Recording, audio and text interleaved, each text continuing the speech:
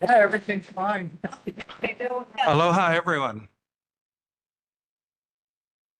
This regular monthly meeting of the Kailua Neighborhood Board is called to order at 7:06. This is a hybrid meeting, so the first order of business is to conduct a roll call of attendance. Josiah Akau. Jennifer Barra. Present. Travis Council. Present. Jay Etzenbach. Present. Present remotely. Jeff Klein. Present. Kellyanne Kobayashi. David Laea. Jade Lau. Present. Lavani Lipton. Present. Keala Morel. Kate Ryder. Present remotely. Present remotely. Claudine Tomasa. Present remotely. Present remotely. Steve Trecker. Evan Weber. Gary Weller. Present.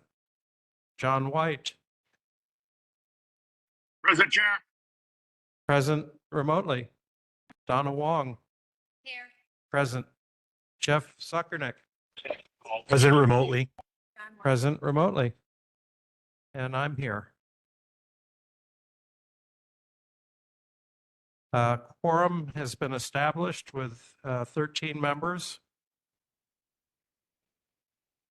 8 present and 5 remotely. First order of business is going to be recognition and appreciation for Chuck Prentice.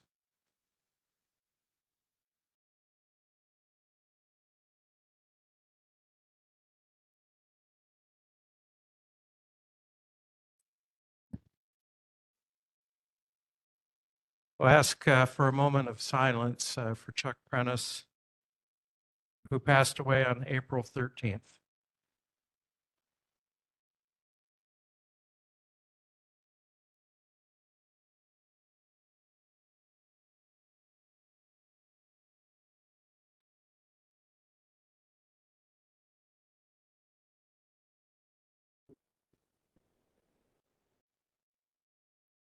Thank you.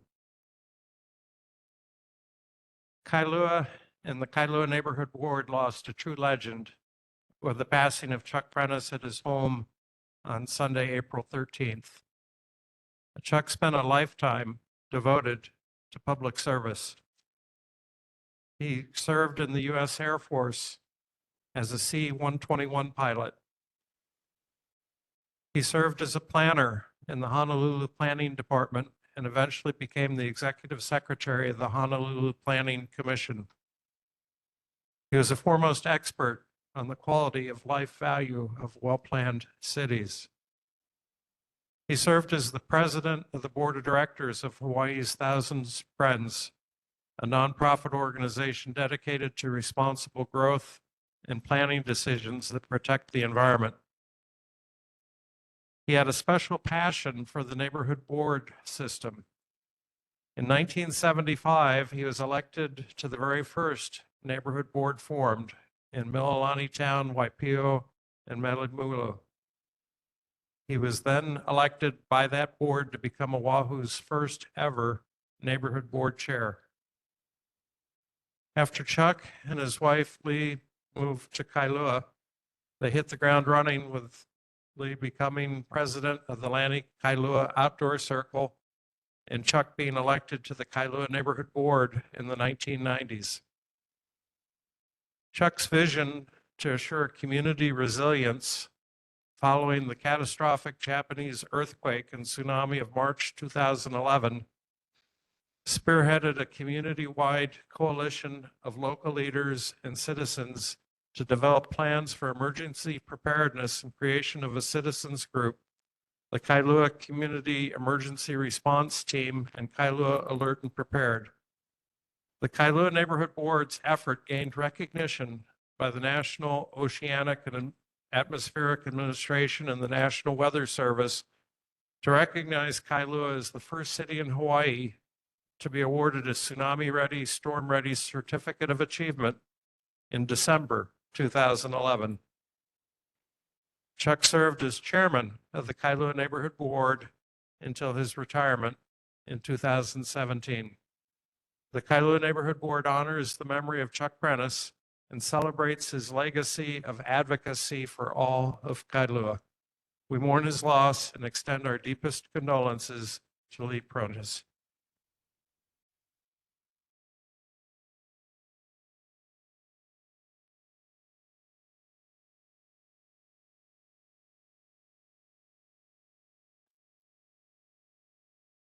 All right, next order of business are announcements. Kailua Neighborhood Board elections. This year, there are competitive elections for 15 seats in subdistricts 1, 2, and 4. Subdistrict 3, which is Olamana, Monowili, does not have more candidates than seats, so there is no election for Subdistrict 3. Election voting starts on Friday, April 25th, which was last Friday, and ends at midnight on Friday, May 16th. Eligible voters are any Kailua resident who voted in the 2024 general elections, which is automatic registration, and anyone else who submitted a voter application to the NCO specifically for neighborhood board elections by February 21st. Eligible voters in subdistricts 1, 2, and 4 should have received an individual passcode in the mail last week. If you're unable to vote online, you can request a paper ballot not later than May 12th.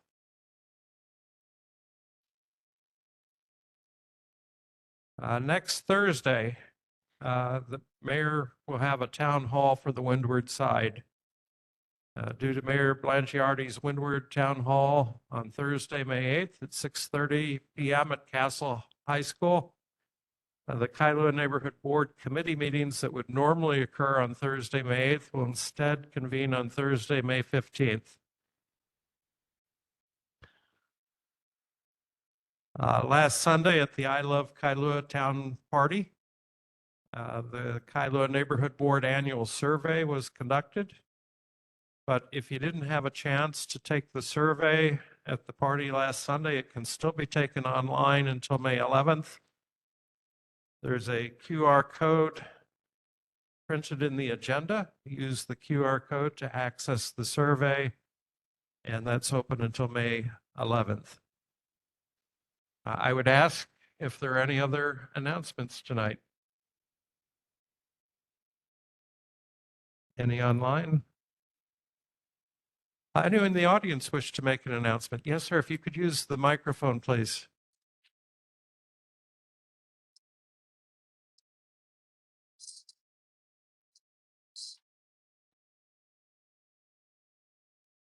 Good evening. My name is Michael Fry. I'm here tonight representing the Kailua Chamber of Commerce and Kailua Fireworks to make the community aware of the July 4th festivities in Kailua on Friday, July 4th, and ask for the support of the board. So obviously Friday, July 4th is the day of the activities. The parade, as we're probably all aware, runs Kainalu Street from Palapū to Kualei. So that will be closed from starting at 9 o'clock in the morning and ending no later than 12. Parking will be available in the usual places, Kailua Elementary, Kainalu Elementary, or Kailua Intermediate, excuse me. Kailua Elementary will be using it as a fundraiser, and Kainalu Elementary will probably be doing the same. So, and shuttles will be provided. First aid, fire, EMS, police will be available and on hand as we have in the past. So this will be the 76th annual Kailua Independence Day Parade. And then that evening, starting at 8 p.m., running for about 20 minutes at Kailua Beach Park will be the fireworks. And there'll be the typical road closures and the police presence there to kind of keep things in line. The shuttle will run from Long's, the parking lot near Long, starting at 4 p.m. and run until 9:30 to help with the traffic. And that concludes my announcement. Any questions? Any questions about 4th of July parade and fireworks? Lavani Lipton. I do actually. I saw a question on Nextdoor. Someone wanted to be in the parade and they wanted to know more information about how they could join. Sure. Great question. Thank you for that. It's all posted on our website, kailuachamber.com. So you can go there and check that out, or I'll be sure to check out Nextdoor and try to reach out to that person individually. Yeah, I would post on there because there's a lot of people that read that. Great point. Thank you. Pending a vote tonight, the Kailua Neighborhood Board potentially will want to participate again in the That'd be parade. great. All right. Mahalo. Any other announcements tonight? Yes, Online? hello, I'm online. Steve Davidson. Yes, correct. Yeah, this is Steve Davidson. I'm with Mid-Pacific Roadrunners Club. And we're here to just let you know about 2 races we'll be having in this community. On July 13th will be our annual Kailua Beach Shark Chase, which starts at the boat ramp and heads towards the Marine Corps base, 2.2 miles and 2.2 miles back. And that is all on the beach and a lot of fun. And then on July 20th, we will be having our annual Lani Kai 8K, which starts around the monument into Lani Kai, makes 2 counterclockwise loops of Lani Kai and ends back at the boat ramp. Any All right. questions on those? All right. Very good. Are there any questions on these 2 races? All right. Mahalo. Any other announcements? Okay, I would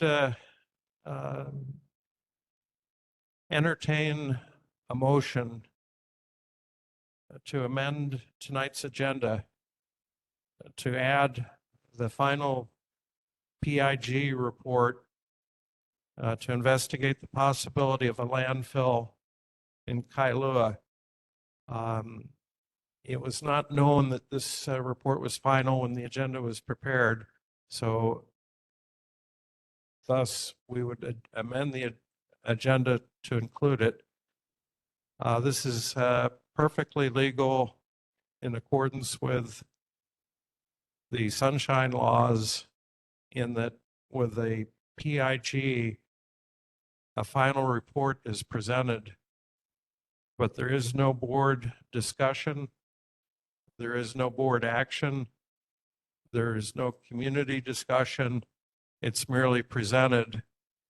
And then a 1-month period will take place, and then discussion, action, community comments, etc., happens the following month. And the purpose of this is to allow the community to absorb and consider the PIG report for a month before the board takes it up again. So I would entertain a motion to receive the report tonight.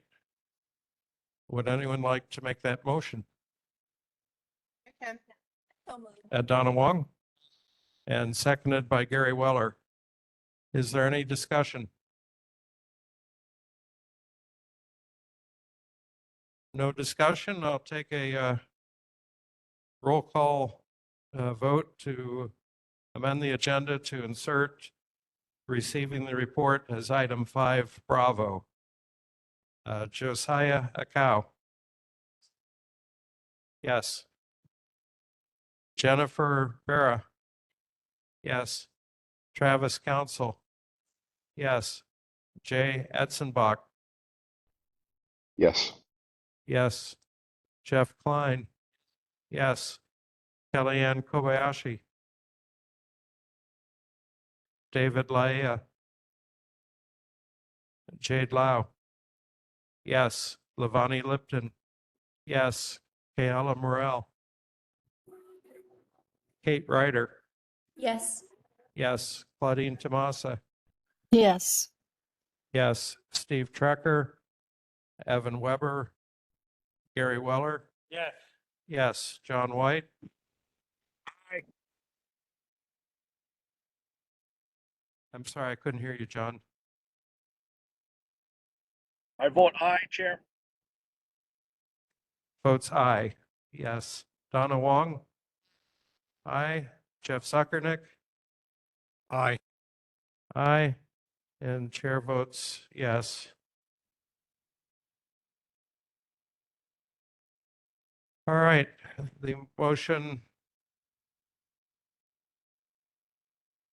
passes unanimously with 14 votes, which is good because 13 were required.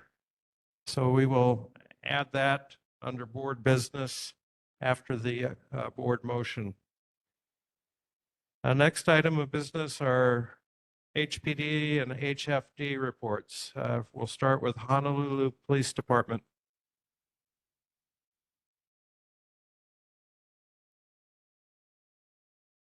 We have HPD online. Hello, can you hear me? Yes, we can. We could hear you, but not great. If you could speak closer to the microphone, please. Okay. What about now? Aloha. Hello, I'm Lieutenant Villaflor, Honolulu Police Department. We'll go first with motor vehicle thefts. This month we had 2. Last month, the previous month, we had 6. Burglaries, we had 5 this month. Last month, we had 4. For thefts, we had 25 this month. Last month, 15. UEMVs, that's unauthorized entry into a motor vehicle, 6 of them this month, 5 in the last month. And then robberies, we had 3 this month and 3 last month. Any questions on that? Okay, mahalo. Are there questions for HPD tonight? Online, John White. Hi, can you guys hear me? Yes, sir. Yes. Yeah, sorry I can't be there in person, guys. Duty calls. Lieutenant, how you doing, brother? I appreciate you Good, being sir. here. The question I have is, your guys manning. How are you guys with manning? Are you guys short at this time for the district? No, we're not short right now for the district, but for the calls for service, we have adequate staffing. Beautiful. That's good to hear. It was concerning a few years ago, and HPD sounded like they were having a hard time filling manning. So I appreciate that to all officers. Second question: seems like the homeless encampment across from Palaheo High School was cleaned out. I saw my brother Jared Atkins over there and a few of the boys. What are we looking at as far as issues with that group getting displaced? I know a few of those individuals that that reside in there, and I see them lurking around a little bit more. You guys concerned about certain individuals over there? So Jared normally would be here, but he's actually on a mission tonight. So those guys working really hard, and that's the hard part with homeless. Yeah, like you said, displacement, but we try to offer them the HONU services, other services, and unfortunately, because they're homeless, they kind of just couldn't find another spot, and then we just gotta be diligent and keep finding them, and then keep finding services for them. But that's why we get these. It's good for you guys to keep coming up and telling us exactly where to go. If Yeah, you guys, well, like you said, copy that. Yeah, so like you said, if certain individuals relay that to Jarrett, relay that to us, and then we can get on it. Is there any other planned displacements that you can share as far as these homeless camps in the near future? I'm not too sure, sir. I know we have our Honu, and then we offer that. I know there's one up by Windward Community College. And then yeah, so that would be like the state, yeah. I can get you those answers though. Roger. What other resources we get to for these people? You asking? No, I just know if we displace them, they're gonna be roaming around more, and some of these guys, they make more trouble than others. So I don't know. I police my own neighborhood, so my neighborhood is solid, but it's not like that everywhere. But thank you guys. I appreciate you, and be safe. Oh, thank you, sir. Appreciate it. Aloha. Thank you very much. Aloha.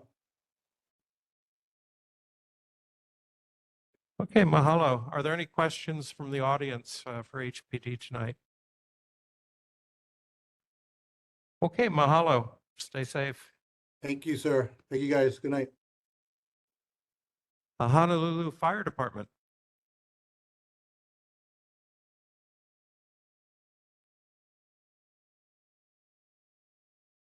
Hi, good evening. My name is Keahi Palaualelo. I'm a captain on the ladder at Kailua Fire Station right over here. I'll go over the stats from April, and then I'll open up for any questions. So in terms of fires, 0 structure fires, 0 brush fires, 2 nuisance fires, which are rubbish fires outside a structure or vehicle, 0 cooking fires, and 9 activated alarms with no fire. And then in terms of other emergencies, we had 88 medical calls, 1 motor vehicle collision involving a pedestrian, 4 motor vehicle crashes or collisions, 5 mountain rescues, 0 ocean rescues, and 3 hazardous materials incidents. And our fire tip for May is regarding home fire sprinklers. Fire sprinklers serve as the first line of defense against fires and often extinguish the fire before the fire department arrives. For more information, visit homefiresprinkler.org. And then we have just a couple of notes involving that. So fire spreads quickly. A fire can turn deadly in under 2 minutes, and synthetic materials burn quickly and release deadly poisonous smoke. High-risk individuals in home fires include small children, elderly adults, those with disabilities, and pets. Fire sprinklers protect your home and family and activate automatically to control the fire, thereby giving everyone a chance to escape. The best protection is having working smoke alarms, fire sprinklers, and a practiced fire escape plan. And there's more information on Honolulu's ordinances relating to fire safety at fire.honolulu.gov. Are there any questions for me? Okay, questions for HFD tonight? Gary Weller. I wanted to thank you very much for the great response you guys did. One of my volunteers up at my property had a stroke, and it was excellent service from you and from the first responder ambulance people. And one of our board members actually came up there, Jeff, also. So thank you very much for your work that you do. We appreciate that. Thank you. Donna Wong. Where were your hiking rescues? So there were a couple on the Pillbox Trail, one on Pili Valley Ridge, which is at the hairpin turn, and in Maunawili. Nice. I'm not sure exactly, but it was on that trail. Yeah, correct. All right, Donna, thanks for asking that on behalf of Steve. Other questions? Questions online? Any audience questions for HFD tonight?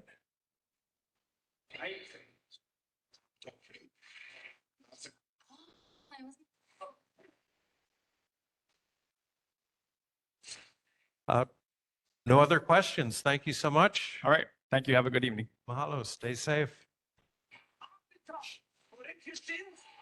All right, next order of business is board business with a committee motion from the Planning, Zoning, and Environment Committee. The motion is the Kailua Neighborhood Board submits the following comments on the 2025 DEA Water Reclamation Facility upgrade at Marine Corps Base, Hawaii. The recommendations are printed in the agenda. Donna Wong, would you like to further introduce the motion? Yes, the Committee, Planning, Zoning, and Environment Committee has 4 recommendations, 3 recommendations and sub-recommendations. They're pretty standard and when you're responding to an EA or an environmental impact statement. But I would like to stress one. It's that in their expanding their sewage treatment plant, they want to put the whole thing, put a put a fence around it, around the whole thing. Fine, except on the top, they want to put barbed wire. And so the committee has said, absolutely not. We look at special management area permits, and that is when you live in the special management area, which is the coastline around every island. And one of the conditions that this board recommends, the committee recommends it, hopefully the board has accepted, is that any fence does not have any barbed wire on it because that can entrap our endangered and threatened native owl. So we strongly encourage the military to build the fence higher and not put the barbed wire on it. There shouldn't be any exceptions on the coastal zone just because it's on a military base. That's it. Thank you. Okay, before we start with board discussion, we have representative from Marine Corps Base Hawaii. Is there anything you'd like to add? Hi, my name is Jessica Hawkins. I'm with Stan Tech, and we were working with the Marine Corps base to draw up the draft and environmental assessment. And I believe Christy is also on the line right now. Christy, are you there? Yes.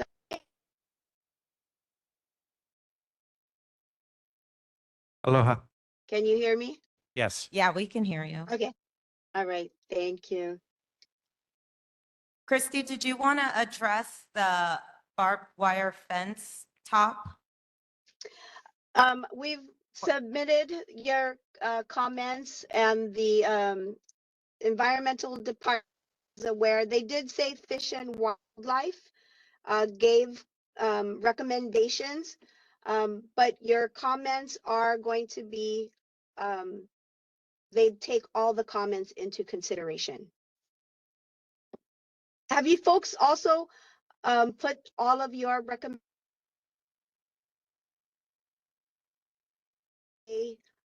platform that is provided on the website? No, we were unable to do that until the board establishes a position, which we're potentially in the process of establishing a position. Once that happens, then as a board, we'll make the comments available online. I just wanted to let you folks know that you can also submit comments individually, and it doesn't have to necessarily be on behalf of the board, just as a general public person. And Correct. I also wanted to touch on what Christy said about the barbed wire fence. It is a DOD, Department of Defense mandate to have barbed wire fences for construction, renovation, and repair projects. Also, it's a city and county Hawaii revised statute for barbed wire fences in isolated areas. I have the numbers of those codes if the board wants to see them. Well, just for point of information, this facility is completely on Marine Corps Base Hawaii. Correct. So access is already restricted by virtue of what it takes to get onto the base, correct? Correct. And Marines and sailors are trustworthy people. Dependents mostly so. Yes. It's just the Yes. Department of Defense mandate. It is their internal set of regulations. Okay, well, that's a starting position. I know in the Navy, waivers happen all the time when appropriate. So we would just ask for consideration. And then before we get on to board discussion, is there any audience discussion on this? Yes, if you could use the microphone, please.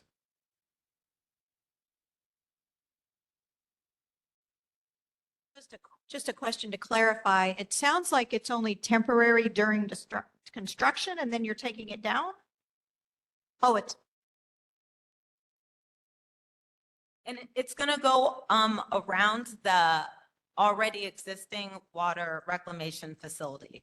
So there is a fence currently. The barbed wire will go on top of that fence. Also, to follow up with the Hawaiian hoary bat comments. So there was a biological opinion submitted by the U.S. Fish and Wildlife, which is the regulating agency, that states that bats are highly unlikely, Hawaiian hoary bats are highly unlikely to be in the area due to lack of or limited availability of foraging areas, as well as there are no roosting and nests in the area. So by their determination, there's limited possibility for collision.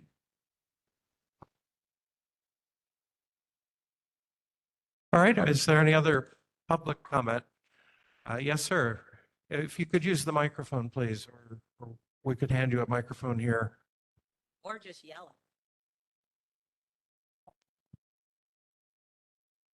I just wanted to ask, so you said Department of Defense mandate. Can you define mandate? Is that something that is stated as a literal requirement, or is that simply stated as a should? Would you like the code?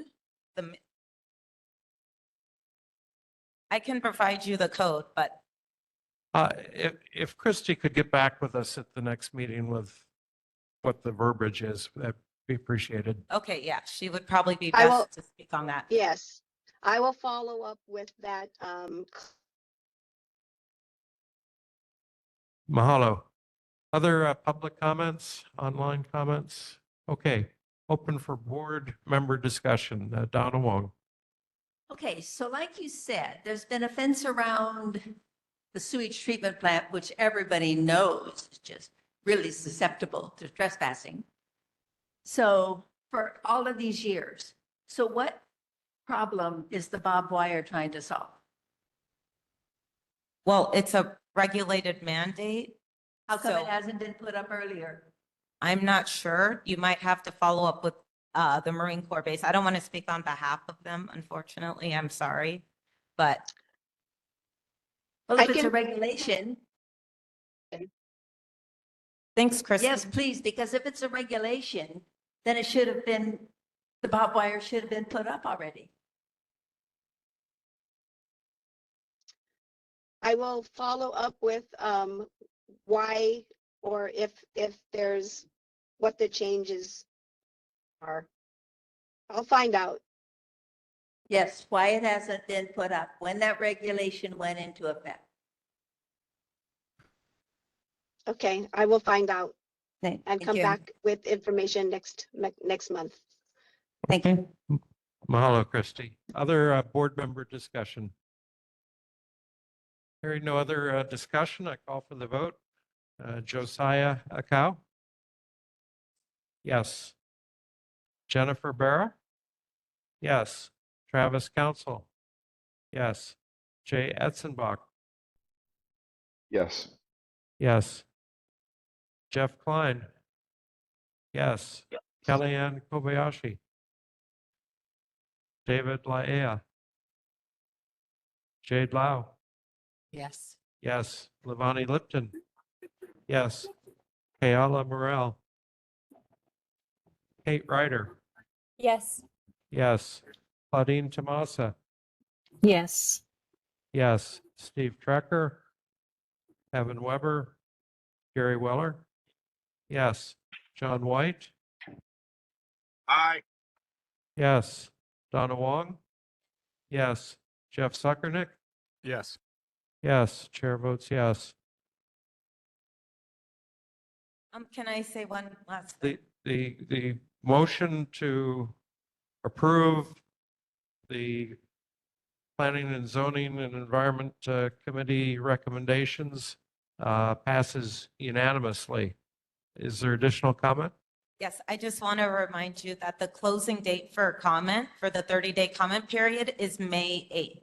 So please just make sure you get your comments in from the general public and from the board as well by May 8th. Okay, everyone, you have until May 8th to submit comments. No worries about getting ours in on time. Thank you.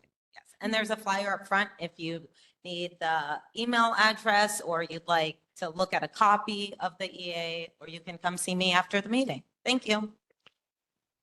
And that flyer is in our meeting materials from last month's meeting as well. Mahalo. Next order of business is receiving the permitted interaction group report on the possibility of a landfill in Kailua. Donna Wong, could you present the 15-page report to the board? Summarize it?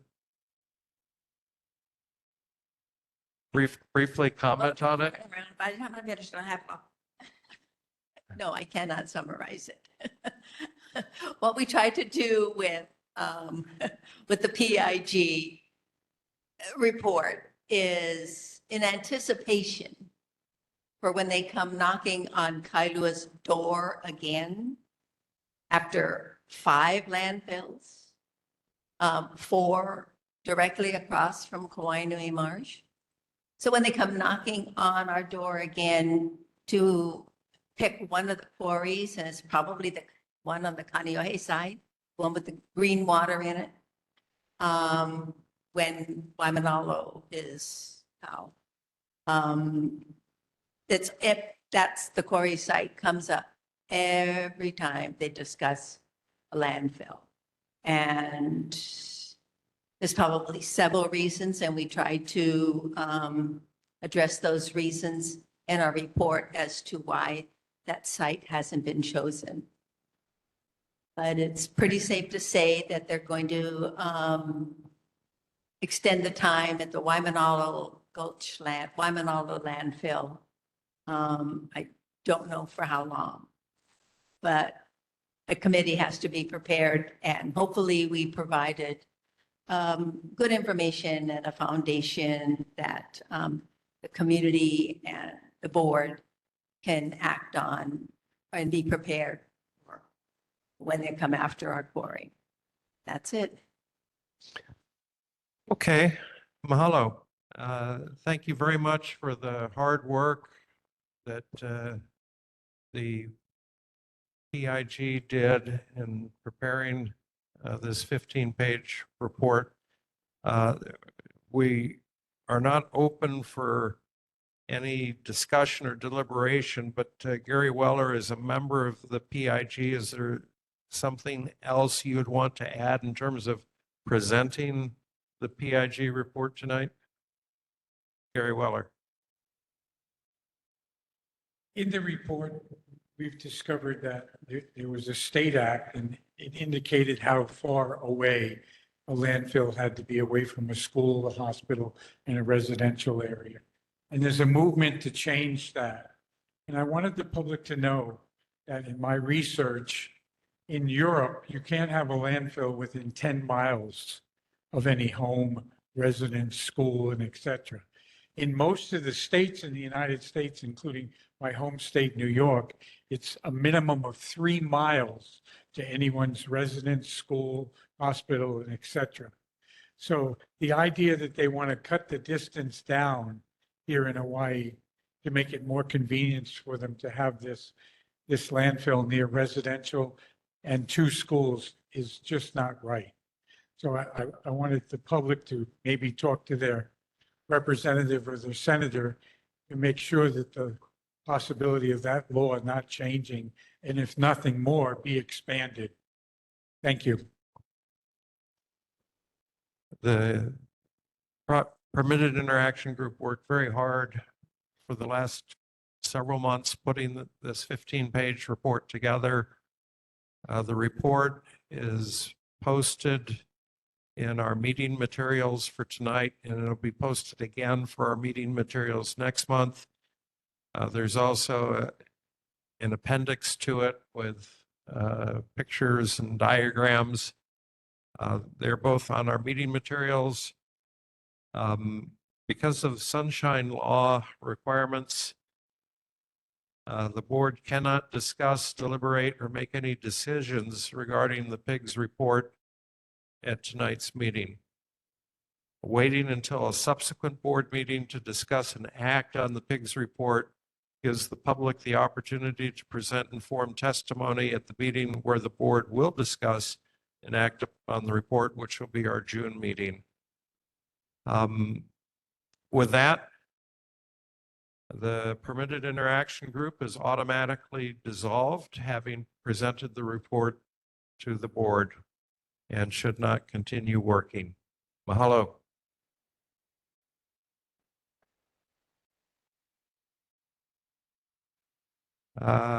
Next item of business are local agency reports, starting with the Board of Water Supply. Do we have Danny Ornelas? Hi, good evening. Aloha. All right. Hi, I'm Danielle Ornelas with the Board of Water Supply. So the main break report for the past month was not available yet. So I don't have reports that went on in April for Kailua, I'm sorry. And the general water announcement from the board this month, the board just wants to remind people during the summer to help with water conservation. Some easy tips to do: water your plants early in the morning to reduce evaporation, take quicker showers, check for toilet leaks, especially the flapper valve. Don't let the faucet run and run. Turn off when you are brushing your teeth.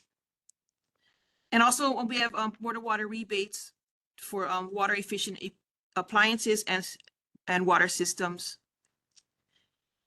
And let's see, and I had a follow-up answer from board member John White. So he inquired about the water leaking down Kaneohe Bay in the area of 44,780. So our investigators have been checked that area many times because other people have reported it, and they have said that there's no water leaks in the area. However, there is a underground natural spring that is in that area, several springs that just gravity, pulling it down, and just runs down Kaneohe Bay. It's not any of a board of water system or pipe. Then this was also reported by the neighbor, the gentleman who lives in front of that, at that address. Sorry. Any questions? Questions tonight for Danny and Board of Water Supply. Board questions.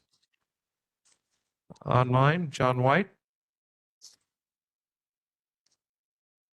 Thanks for following up. That's awesome to hear that that's a natural spring. Yeah. It's concerning if we're going to have a landfill next to it, if that's a natural water supply. Anyway, thank you for that. Is there any talks with the golf courses when we ask for water conservation? Do they help with that? And the hotels? I can find out. I don't know. I don't know for sure. but I will find out. I will get back Well, with you on that. I think that'd be great to ask them to conserve some water. I know they blow water daily Yes. for the plants. Yeah. Thank you, Danny. I appreciate you. You're welcome. Thank you. All right, Gary Weller.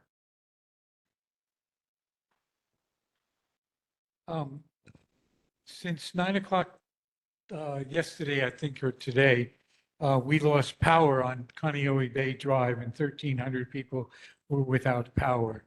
And this is becoming the norm here on Oahu now of power failures. I know who it is. So what I want to know is how long before your tank empties out when it has no water, no electricity to pump water? And do you have a plan to provide generators to those pumps to keep the water in the tanks in case of Hawaiian Electric being down for more than a few days or a week? Thank you. Okay, I'll do some research. Thank you, Mr. Weller. All right, any audience question? I'm sorry, Donna Wong. What was that address again where you said you found the underground springs? It is 44780. And that's a corner house. Kaneohe Bay Drive and Kokokahi Place, I believe. Right on that corner, it's always wet and a little mushy. What was I don't know that if street you've again, noticed please? Kaneohe Bay Bay Drive Drive. and Bay Drive. Okay, thank you. Kokokahi Place. You're welcome. Okay, thank you. All right, any audience questions for Board of Water Supply this evening? Okay, mahalo, Danny. Thank you. Christy, back to you. Marine Corps Base, Hawaii. Hi, good evening.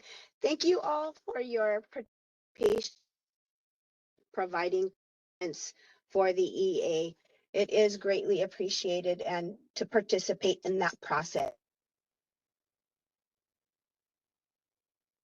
I wanted to share, I did have connection with Michael Fry and the Kailua Chamber of Commerce with an invitation for our commander, our Marfor Pack Band and Color Guard to participate in the Kailua 4th of July parade.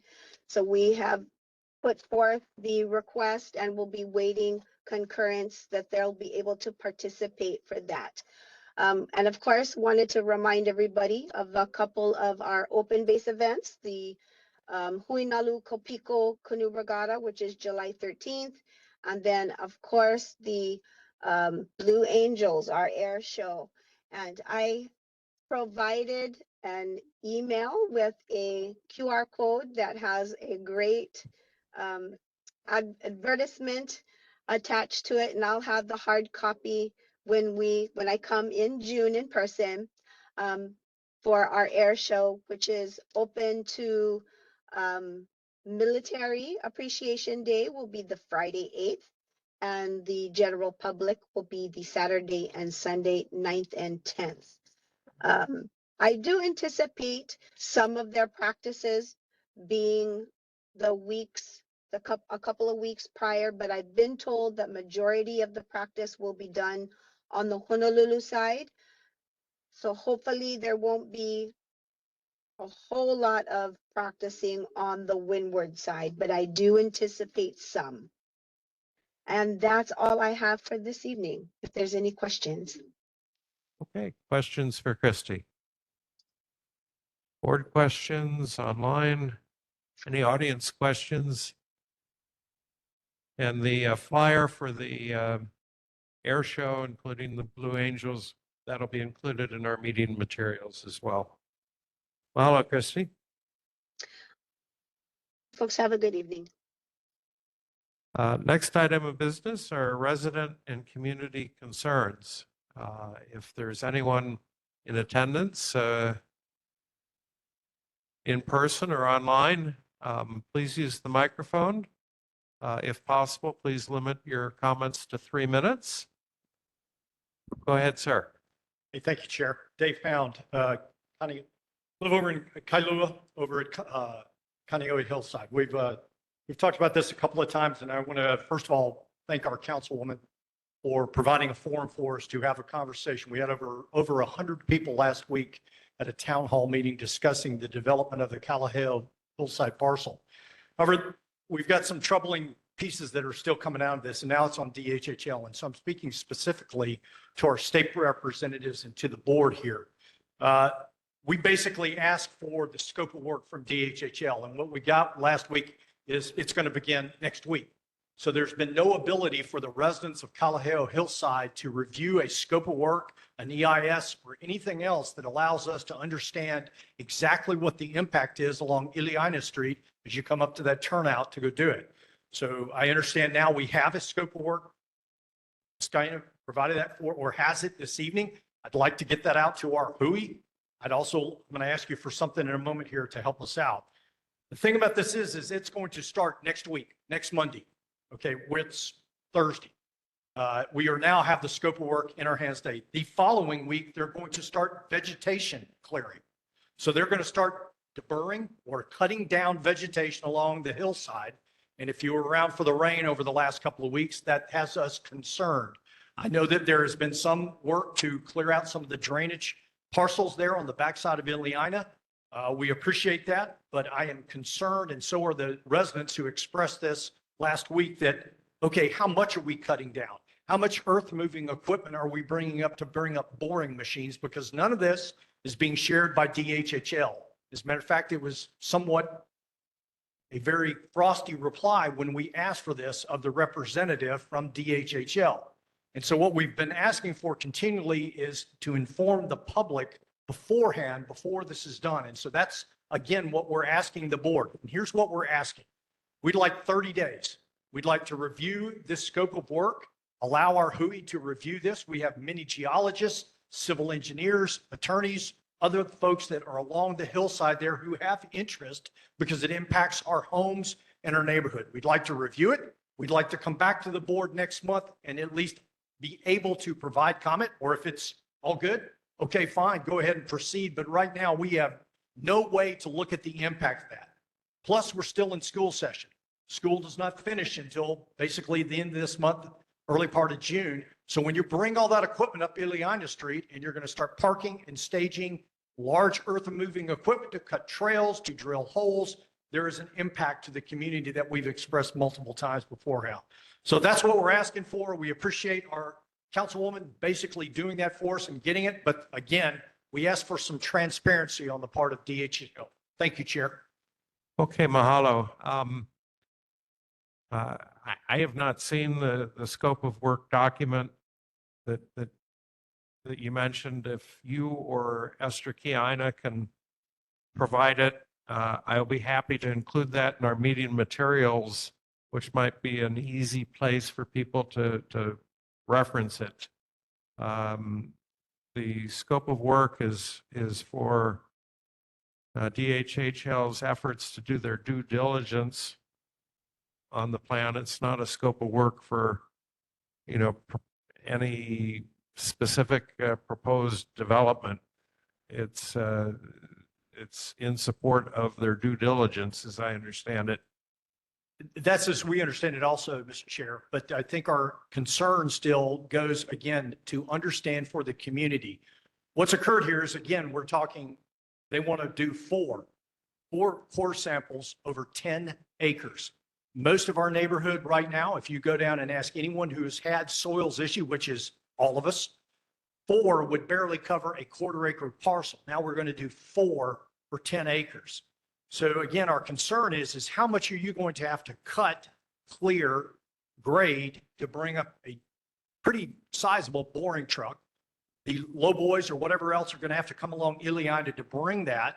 And as we ask for DHHL, and we were, again, not so politely rebuffed, is how in the world, and with the scope of work we think would reveal that, is 4 samples sufficient? Thank you. Yeah, the answer that they had provided at the meeting, if I could paraphrase it, is 4 would not be adequate to determine what they could do in the full project of potentially 38 houses. But conversely, 4 would be enough to tell them if the land was bad and there's no point in pursuing it further. That's how I heard it. I'm not disagreeing with your understanding, but again, the scope of work would provide us where you intend on taking those core samples. So again, we can look at where you intend on driving the core sampling truck, how Yep. much more you're going to have to clear, and again, how much vegetation are you going to clear from that spot along these essentially bike trails that are back there and have been for decades. Yep. I will post it as soon as I receive it, and the community is encouraged to take a look at it. I think Councilmember Kiana has made herself available to be a very active conduit between community concerns and those who are supervising the project. We would welcome that as well, because we will distribute it across our hui as well, Mr. Chair. Okay, mahalo. Thank you. Anyone else in person, resident and community concerns? We'll do in person first and then online. Yes, sir. I'd like to introduce myself. I'm Greg Colbert, also president of the Enchanted Lake Residents Association, ELRA. And first of all, we'd like to thank the Department of Facilities Maintenance for starting the street sweeping process. That's something we've been asking for quite a long time. And it's good to see that it's actually started.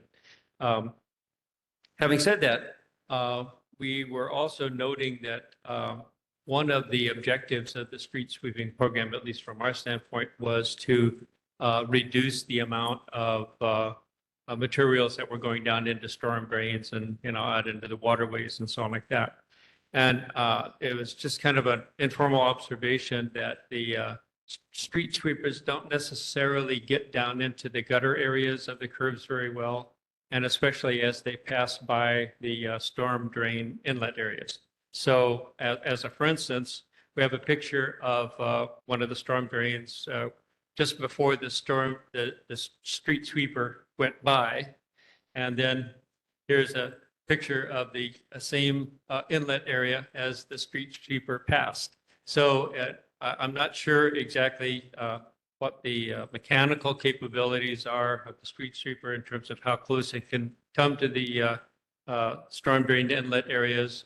But we would encourage Department of Facilities Maintenance to look at that and to also have their actual operator folks try as best they can to get to those storm drain inlets.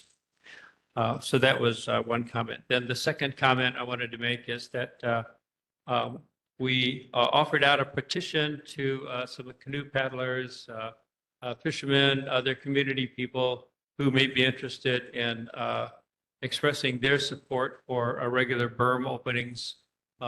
And thus far, we have a little over 600 signers on that petition. So we thank community members who have joined in on that. And we would encourage anyone here, including board members, et cetera, to visit kailuawaterways.com.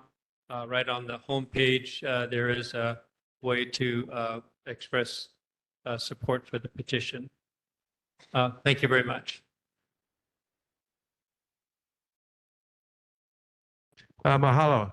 The board, I believe, took a position recommending regular berm openings in the past, and that additional comment could be made at kailuawaterways.com. Gary Weller.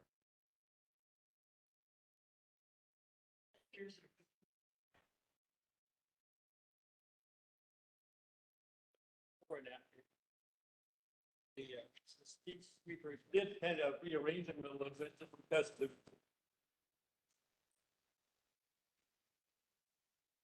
Okay, I shared some before and after pictures, and I was just noting that this street sweeper did kind of rearrange the leaves a little bit just because of all the wind action associated, but fundamentally, no real change. I noted they swept today promptly at 9 a.m. And that is good. So, All right, mahalo. okay, thank you. Other resident and community concerns? Yes, sir. Aloha. Department of Parks and Rec had a press conference last week talking about soliciting from the neighborhood boards comments on dog parks on leash. And the people from Department of Parks and Rec, great, talked a lot about on leash and off leash parks and rule changes off camera. But when they got on camera for the press conference, it was all very on leash verbiage. So I wanted to ask that when the board gives their comments to Parks and Rec, that we include the language of off-leash parks, because my dog can run faster than I can, and having him on leash is not much of a workout for either of us. Thank you. Mahalo. Our Parks and Recreation Committee has that as an agenda item, and will be welcoming community input for on-leash consideration of additional parks as requested. In parallel, they're also discussing off-leash, specifically at Kawanui or Kaha Park. Yes, sir. Thank you, Chairman. My name is Peter Kaiser. I've served as the Association President of 725 Keopai Place since 2017.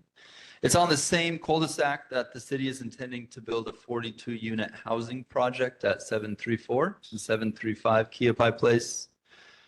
I understand the need for more affordable multifamily housing in our community, so this is not in my backyard argument. I and many of my neighbors support thoughtful, responsible development that addresses our island's housing needs. That said, I am here to express my strong opposition to the large size and scope of the 42-unit proposed project at the end of our cul-de-sac, which poses serious risks to safety and livability. Keopai Place is only 1,000 feet long and 20 feet wide, and it currently serves about 60 housing units and 60 cars. Adding 42 more units and 54 additional parking stalls would increase population density by 70% and car density by 90%, almost double. That kind of density on such a short, narrow street is dangerous. One of our residents submitted a photo of a fire truck completely blocking the entire street. I know it's far away, but you can see this is the cul-de-sac. And this is the area, and that takes up the entire cul-de-sac, one emergency vehicle. And this is with current traffic and density. If emergency vehicles can't get in or out because of congestion, what happens in a real crisis? This isn't hypothetical, it's already happening. And beyond emergency access, we're concerned about keiki safety. Children play, walk, and bike in this lane daily because we don't have yards on this lane. More cars means more risk for our kids. We also have to consider infrastructure strain. We are a dead-end street with a single point of access, limited sewer capacity, and no room. This project would push our street past its breaking point. I'm not here to say no to all development, but the size of this proposal is out of scale, out of touch, and out of balance with the reality of our neighborhood. A smaller alternative would be far more reasonable and supported by the community. I'm asking the board to please reconsider this proposal from the city and require a version that meets housing goals without compromising public safety. Mahalo for your time and mahalo for your service. Mahalo. Can I see a show of hands if there are others that wish to speak on the same topic? Okay. For efficiency, if I could ask those that would like to speak on the Keopai Place project to go together. So if there's anyone else that wants to add to these comments, if you could organize in line there.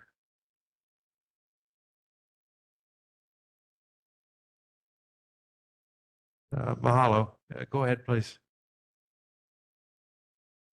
Ekeakua, Ho'okumu, Ho'okavavao, Ho'oulu, Ho'ohua, Eina Lahui Kanaka, Ame na mea, Ulu o Uka, Ame ke kai.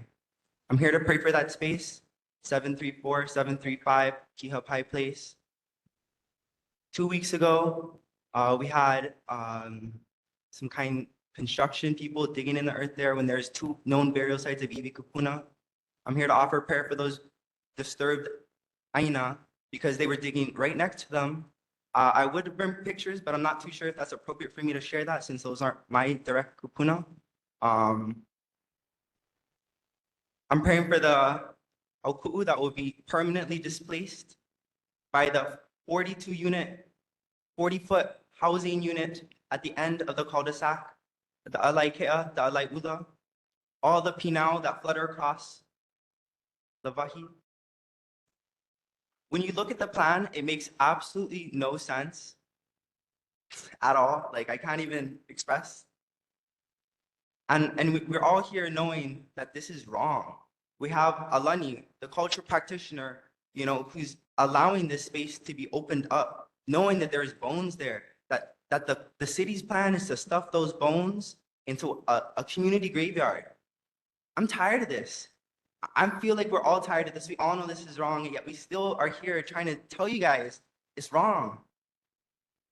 I don't know if any of you guys ever been to that little spot at the end of the road, but maybe you guys should check them out before you guys tell everybody you can build on them. It's so beautiful. So many rainbows there, always. Blessing the space, blessing the kiki who play over there. And it's just, you know, when those guys were digging in the fucking Aina, it felt like they was digging in me because I can hear them out there and I can feel the space crying out, please stop.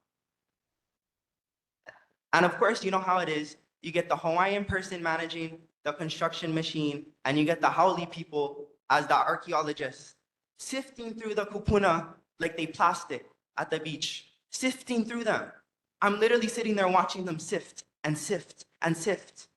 And then what are they doing with the samples they get? They throw them in a plastic bag, and where are they going to take them? End it now. Just stop. The Hava needs to stop. Like, it's just, we're sitting here trying to tell you guys no. Trying to make an explanation for you guys. But if you guys just watch your own way you act as the state, there's no reason for you to continue to have space there. Whoever was the culture practitioner, Alani, you definitely should ask him for his paperwork and documentation if he was there and getting paid because he was only there the first day. I don't know what your guys' contract was, but he should have been there the whole time praying and trying to correct what was being done over there. Second of all, you get people who probably have no idea what they're doing. Thank you guys for your time. Mahalo. Yes, sir.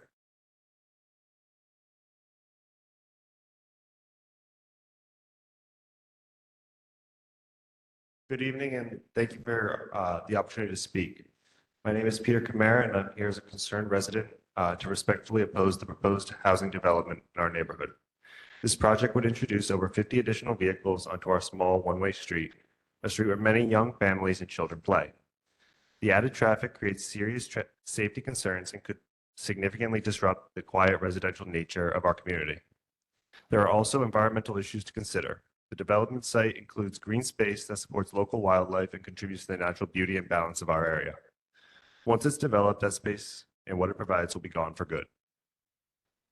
I'm not against the responsible growth, but this project as proposed comes at too great of a cost to the safety, environment, and character of our neighborhood. I urge this board and fellow residents to take a closer look at the long-term impacts and help us advocate for a better, safer solution. Thank you. Mahalo. Are there other comments on Kiapai Place online?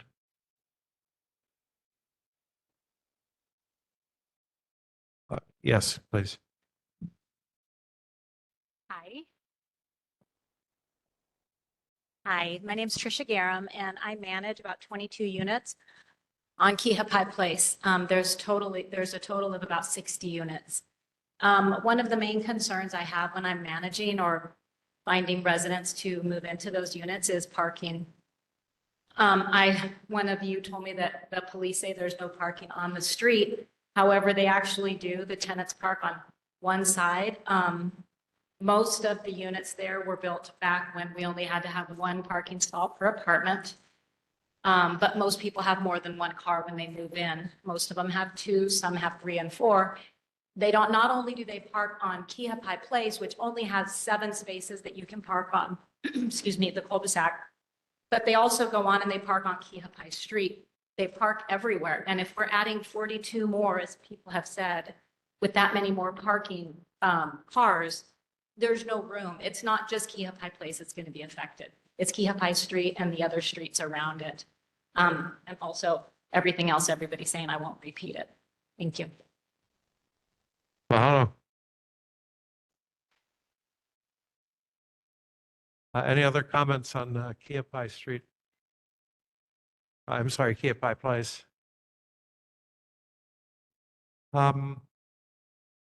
At this time, would anyone like to comment on that? There, Donna Wong, Chairman of Planning, Zoning, and Environment, or Councilmember Esther Kiana? As many of you are aware, this project was bought before the board in 2015. At the time, it was a private developer, and he was going to, it was the exact same plan as you're looking at now. Unfortunately, the zoning allows it, allows what he is proposing. So this is a cautionary note to everyone. Know what your zoning is on your block. If you live in a residential neighborhood, make sure your zoning is all in R something, R5, R7, R10, because apartments now can go to 40 feet. So the board was pretty stuck on what we could do. We understood all the parking. That is a terrible place. It is at 40 feet. When you look across Kawainui, what are you going to see? This huge building. So we totally agree, but the board's hands were tied and we could only respond to the EA and the special management area permit. We did advocate for more parking, and we were told by that time, private developer, that no worries, it's so close to town, they're gonna walk or ride a bike. So only need a car.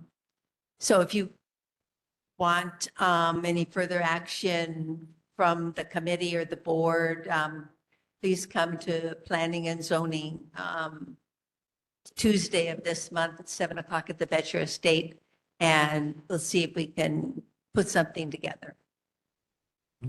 We were briefed on this project earlier, and my recollection is that no variances, no waivers, all by the book. 53 or 54 parking stalls on site for 42 units exceeds what the city's requirement is. So it makes it hard when everything is inside the permitted parameters, but and I'm not sure if there are any more opportunities for public comment on this project. Bill, can I ask a clarifying question? Levani Lipton.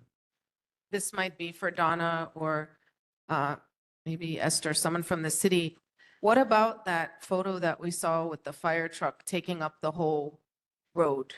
Like, I'm just wondering, what if something happens, like a multi-unit fire or something? Like, are they going to be able to line up all the trucks and then actually turn around? Because I took a drive down there and get back out. Like, how are they going to swing around? And how is that allowed? Like, if you have fire, ambulance, police, like, is it going to be able to accommodate all those emergency vehicles? Yeah, I do not know the answer if that's on, the permit checklist for HFD, HPD sign off on a permit. My understanding is the permit itself has been approved. Donna, do you know, is that a requirement in the permit, Uh, like access for emergency vehicles? Let me ask if Councilmember Esther Kiana might address some of the issues.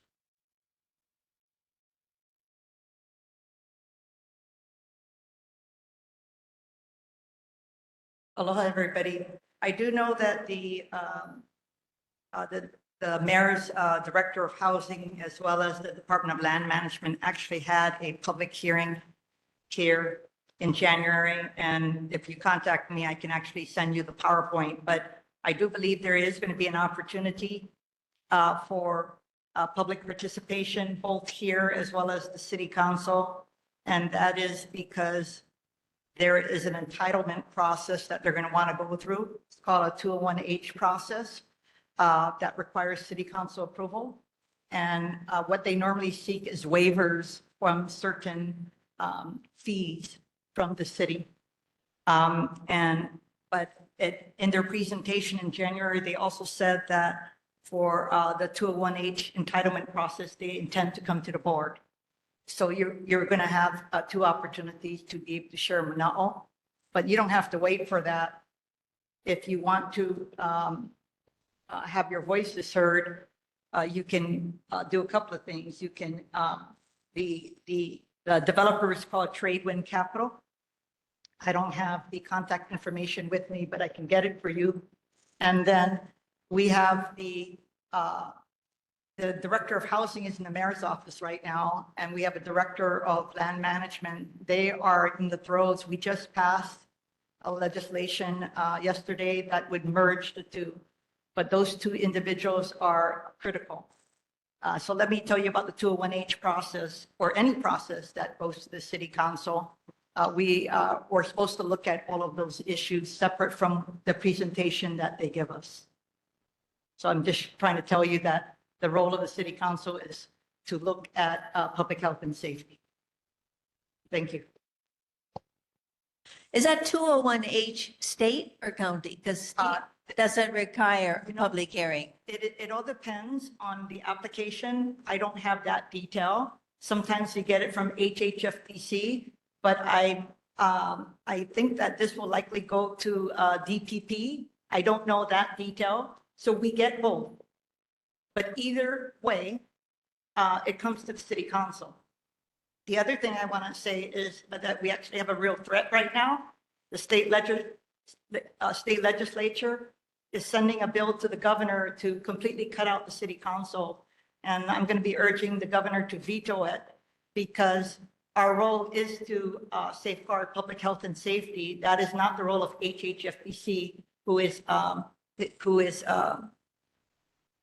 encouraging them to do that. And so if that becomes law, then this process is moot for the city council. Yesterday, however, I don't mince my words. I did say that if the governor doesn't veto it, we would have no alternative but to reject all 201H projects until they come to the table and realize that that is the only recourse for the community and the city council to have a role. Great, thank you. Thank you very much, Esther, for that amplification. And Councilmember, I didn't hear from you. What were the two opportunities we still have to speak?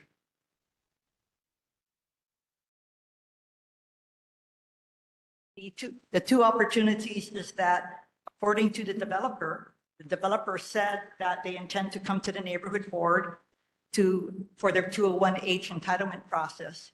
It's not required, but I think they realize it's in their interest to come here. And second, they would have to come before the city council unless the governor signs a bill to basically cut off the city council's role. We would still have to look at it, up and down vote. And I basically threatened that we will reject all 201H projects until they go back to the table and figure it out. if a developer was listening and I was targeting them yesterday, it would be in their interest to submit something or work with us because it's going to be an up and down vote and they're going to give us no recourse but to reject them. We just passed 2 1,000 unit projects recently and we work really, really hard. So they need to have confidence in the process. And if people don't want to have confidence in the process, then that's what they're going to get. And so I'm disappointed in our state lawmakers for being short-sighted and thinking that the way to increase affordable housing projects is to circumvent processes that is supposed to look after the public's interest. Okay, mahalo. Lavani, look. Yes. I'm asking because I got an email about this too. Can you let us know when they're going to come before the neighborhood board? I mean, if you get the heads up, it will be before we do. Okay. That way we can let the community know. I'm actually, because of what they've raised, I'll probably notify DLM, Department of Land Management, the mayor's office, and then I'll notify the developer as well.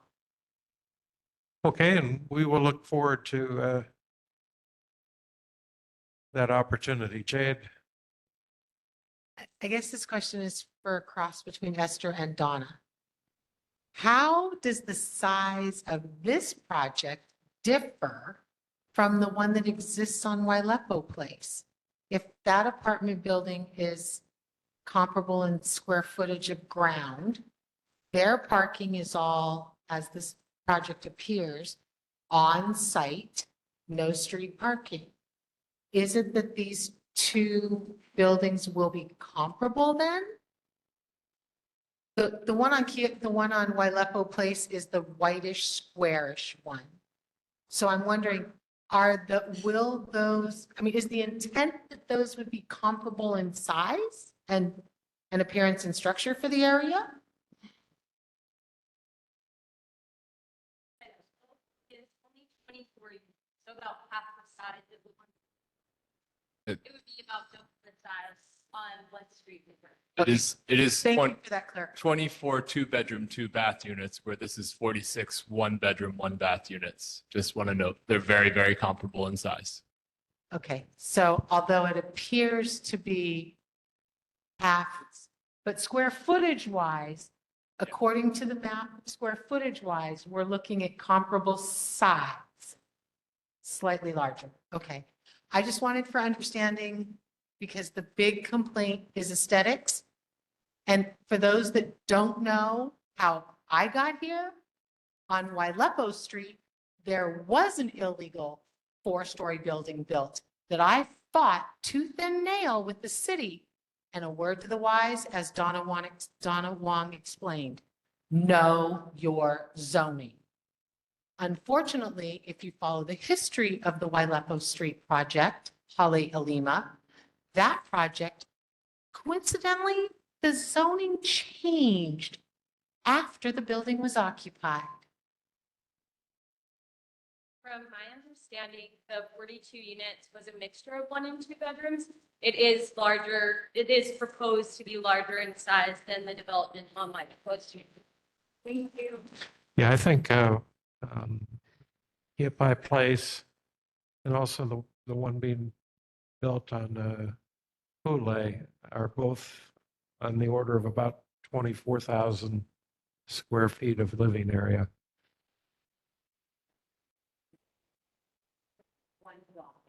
Yeah. Okay. If we've run out of discussion on Kiopai, yeah, I think they're on different topics. Is there anybody else that wishes to speak on Kiopai Place? Okay, we will continue with resident and community concerns with other topics.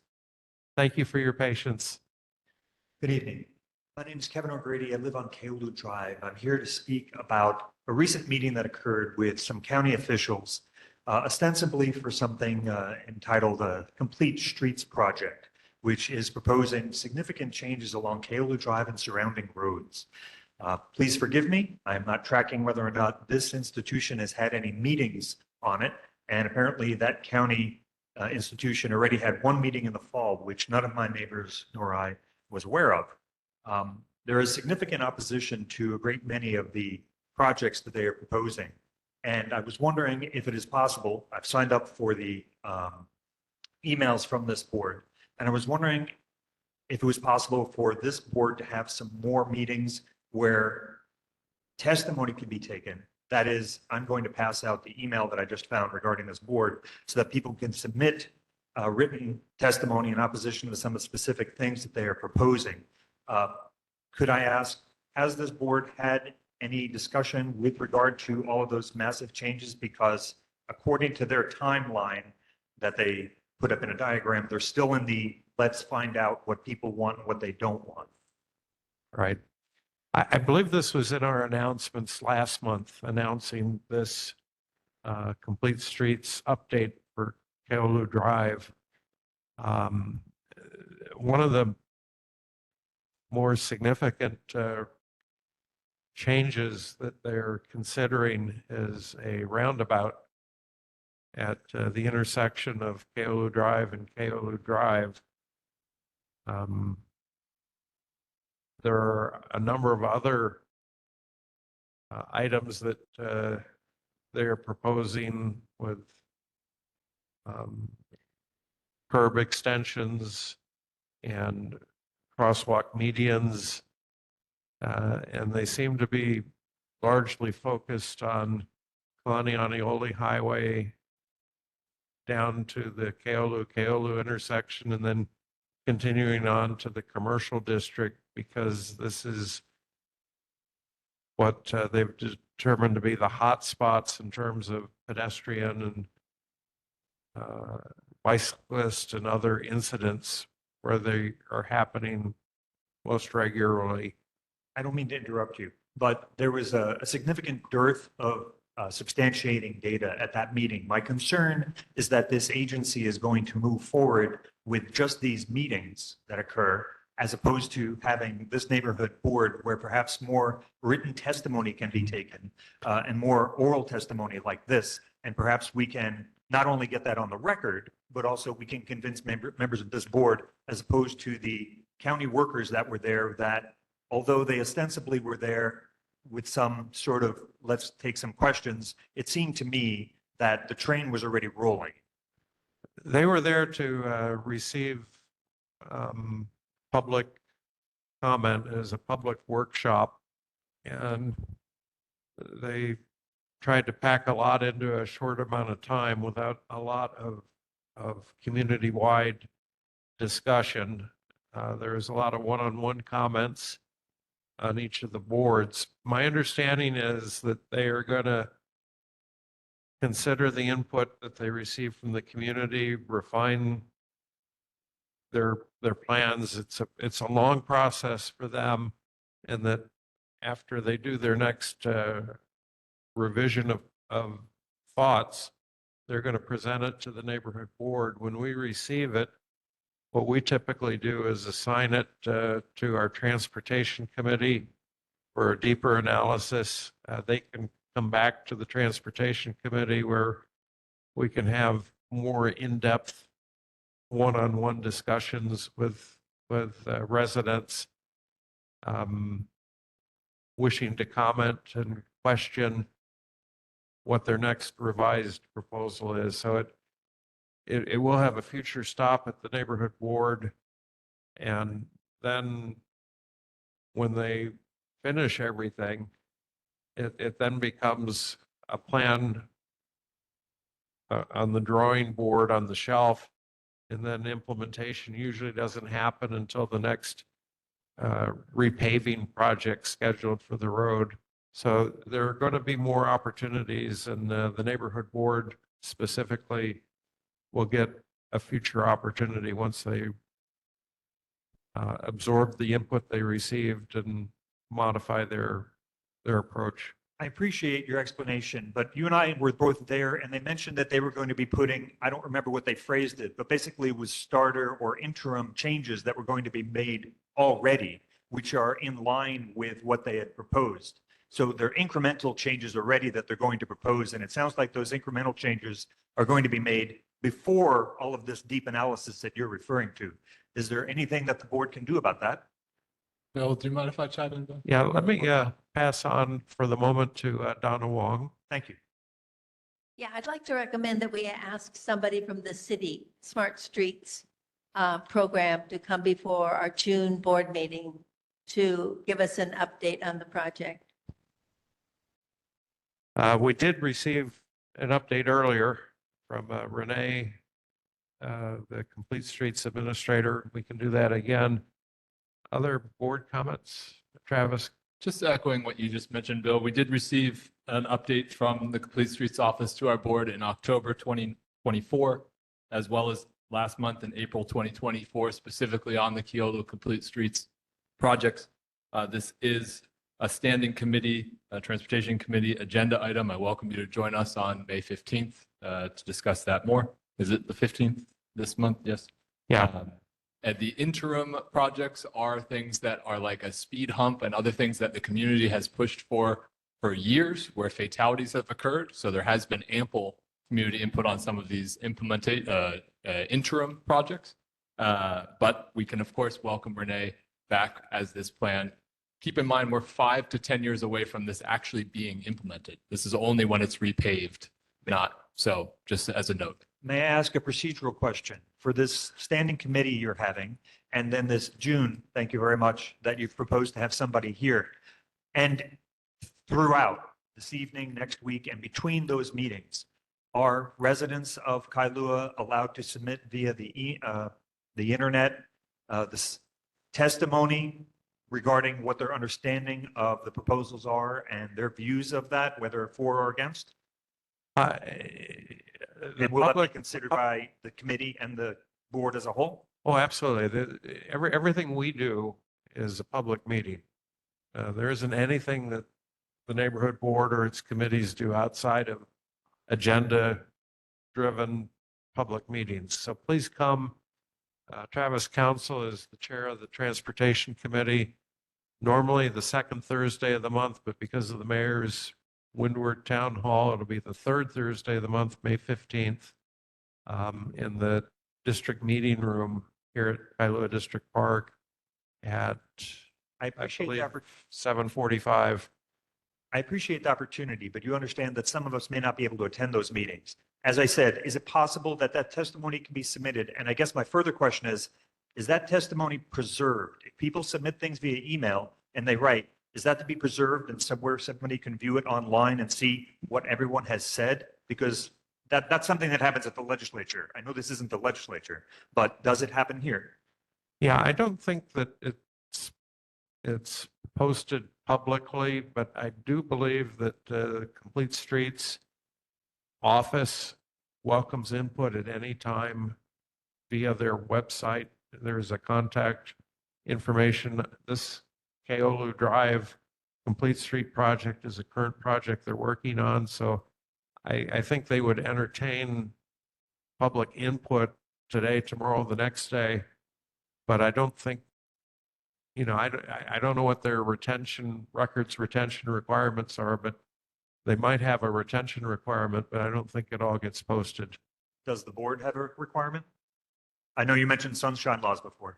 All of our board meetings are recorded and there's access to them, and our minutes refer to the minute and second in a meeting when a topic comes up. Our committees are not recorded, but there are minutes that are published. Thank you. I don't mean to dominate the podium. Okay, mahalo. Yes, ma'am. My name is Raylan Yeomans. I live here in Kailua.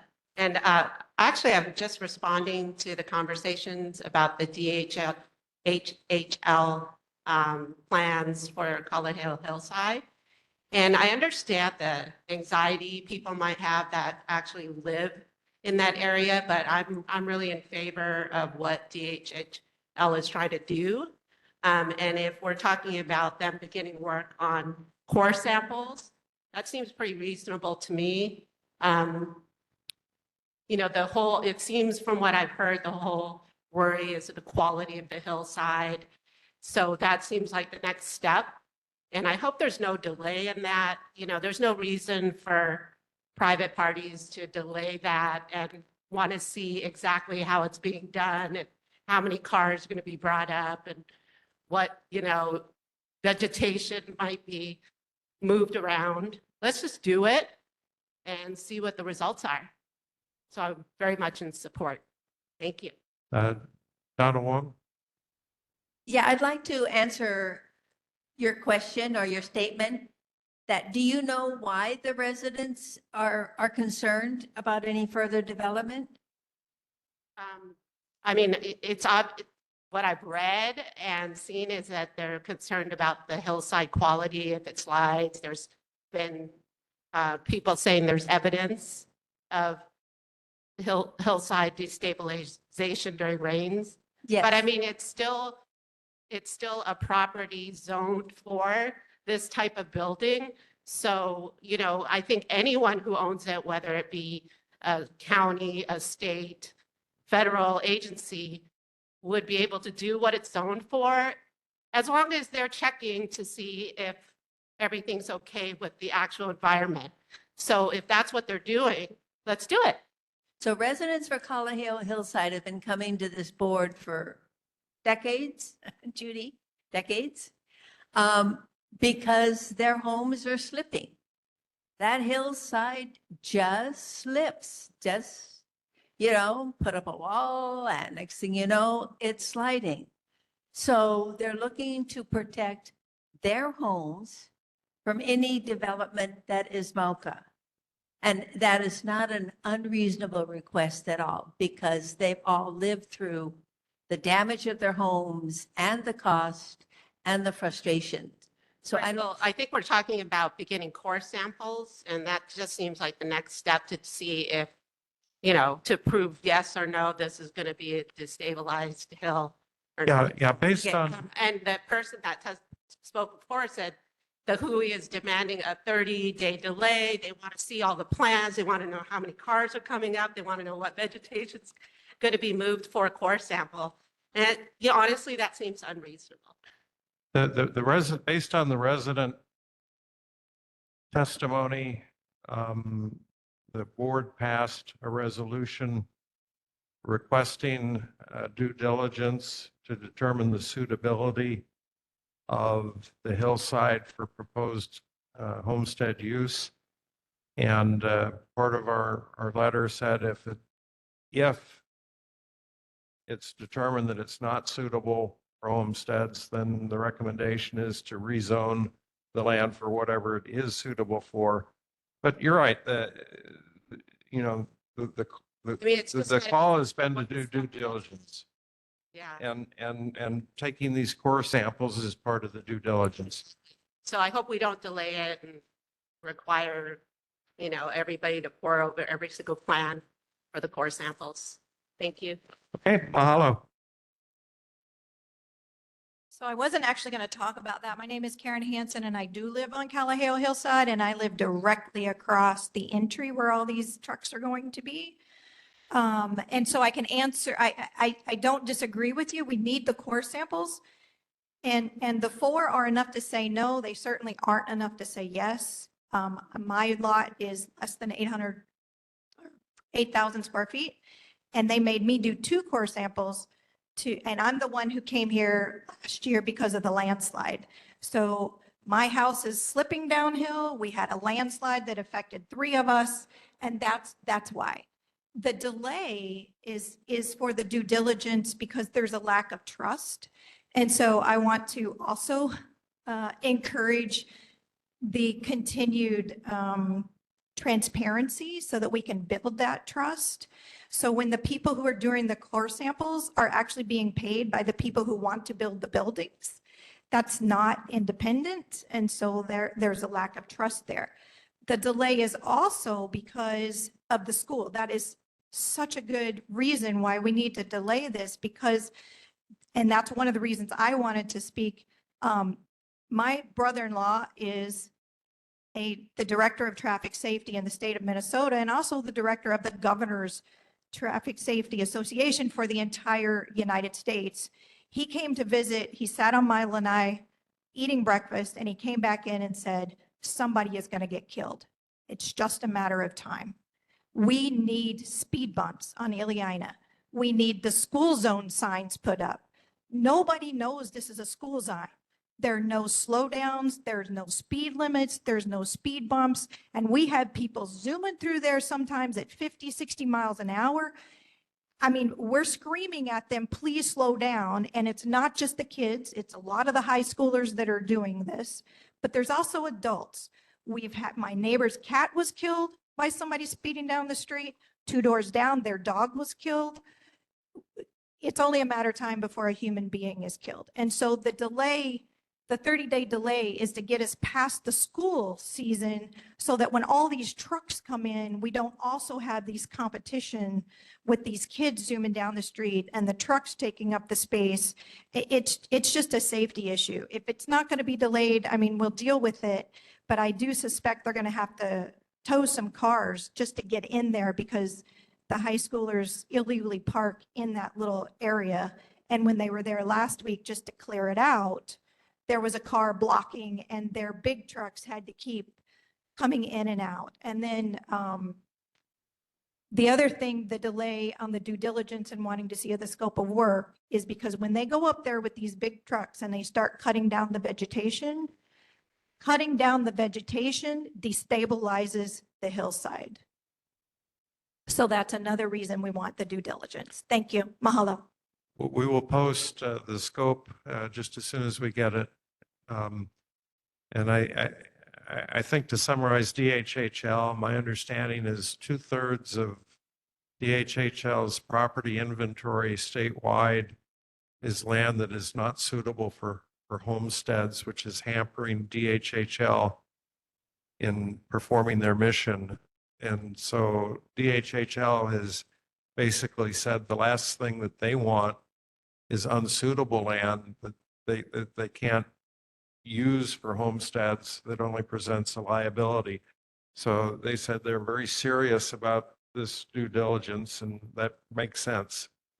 Yes, and some of the land they have right now that's unsuitable is unsuitable potentially for anything.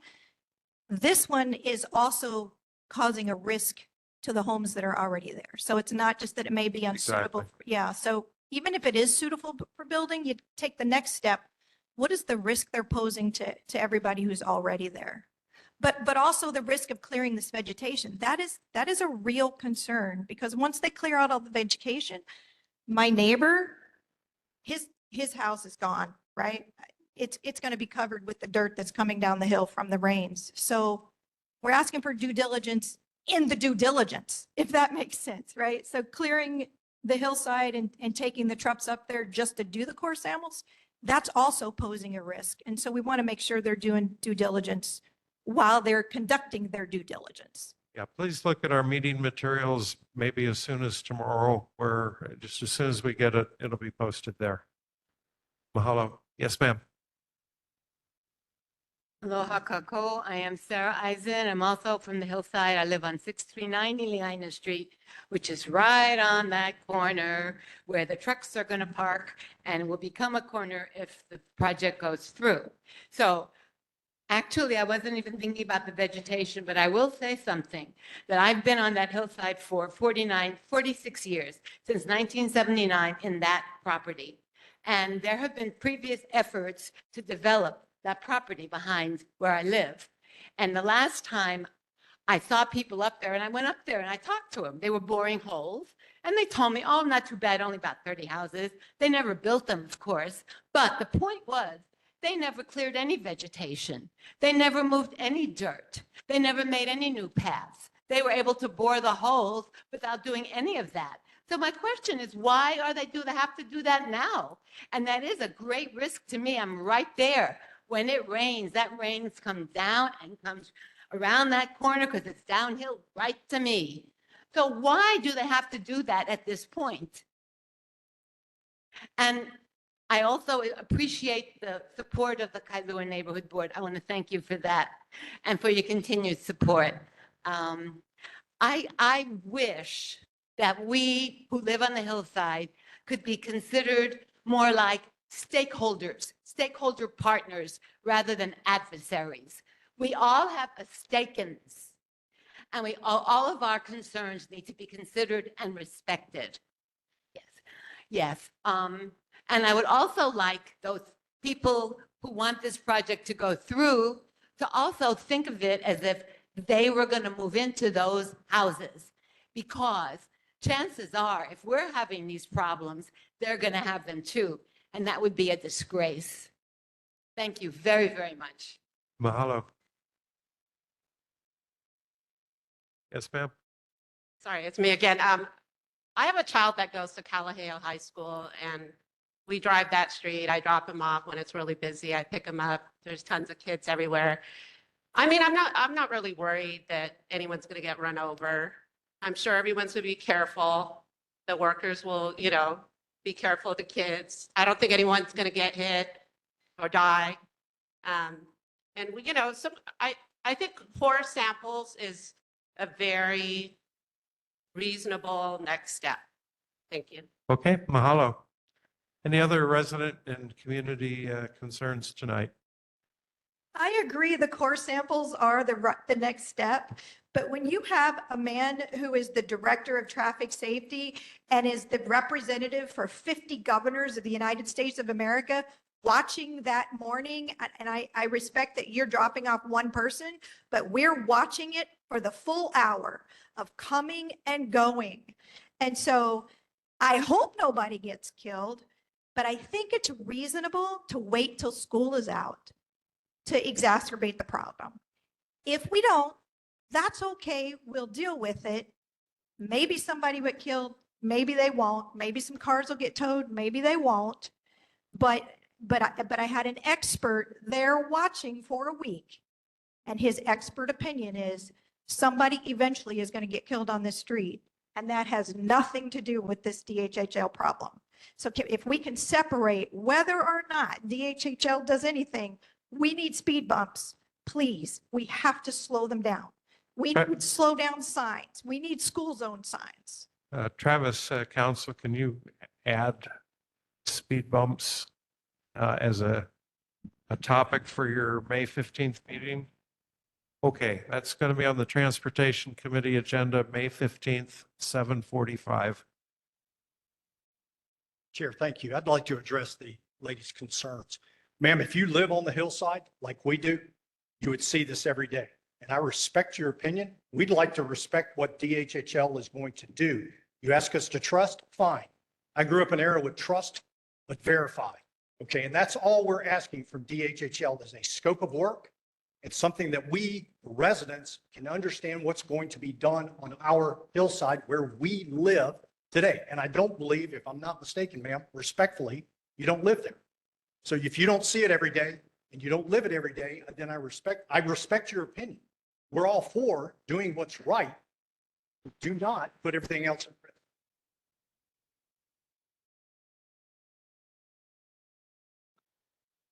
All right, mahalo. Any other community and resident concerns tonight?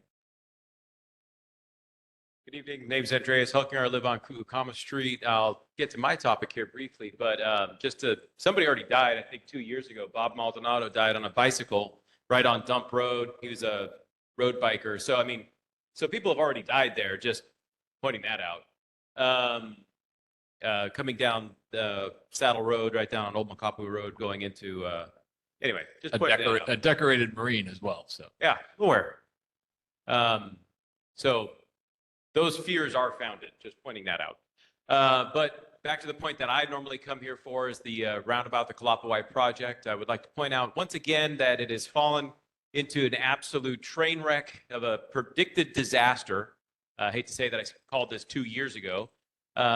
Like to say that they are now going to tear up a portion in front of Kailua Beach Rentals. It's going to go up through the summer, which I remember 3 months ago being adamantly convinced by one Miss Kelly Akasaki that would not happen. There was no chance that this project, this $8 million contrived roundabout project, which started actually about, 8 years ago, with a proof of concept, and 2.5 years ago with the most recent construction, would not happen. It would not extend into the summer months, and yet here we are. Many of the promises that have been given to the community, whether they're Jersey barriers at the end of Ku'ukama Street, or they're pylons, or the hint of a traffic management officer, none of those have come to fruition. The city continues to fall short on its many empty promises, and the taxpayer is still left holding the bag at $8 million. Just putting this out to all of you, $8 million. That money could have been spent nearly anywhere else on any number of projects. This is the only project that I'm aware of in all of Kailua that is really handling new drainage in a new and contrived, immaculately imbecilic way. But it is happening. And what has been done looks, kind of nice. But just pointing that out, open for debate. Yeah, 1 million of the project's on road construction and 7 million of the project is on drainage improvements. Okay, any other resident and community concerns tonight? We really appreciate the input from the community. It's vital for the city to hear it, and we're a conduit for that. And I know it sometimes takes time, but this is really an important part of each of our meetings, and thank you for speaking up. Next order of business are the mayor and governor's reports. We'll start with Mayor Blangiardi's representative, Shane Enright. Good evening, everyone. Please check out the newsletter. There's a lot of hot topics in it, including fishing is now available, recreational fishing at Ho'omalahia in Kaneohe. So that's kind of cool, maybe for the summer. I don't have much details on that, but check out the newsletter, please. I have 4 concerns from last month to address. The first was probably the hot topic, and that was the Kawainui Park and the dogs. DPR did say that they made an error in installing the wrong signage. That was removed April 7th. New signage will be installed if it hasn't already been installed. And DPR says it is looking at the possibility of creating an off-the-leash dog section at the Kawainui Neighborhood Park in the near future. Second up was the H&L alert system. We didn't get an answer back from DEM in time, so we'll circle back to that one in June, and I apologize that we don't have an answer for you, Leilani. I know that was a concern or a question that you had asked. Second one was that roundabout. Leilani, I believe you also had the concern about proper signage.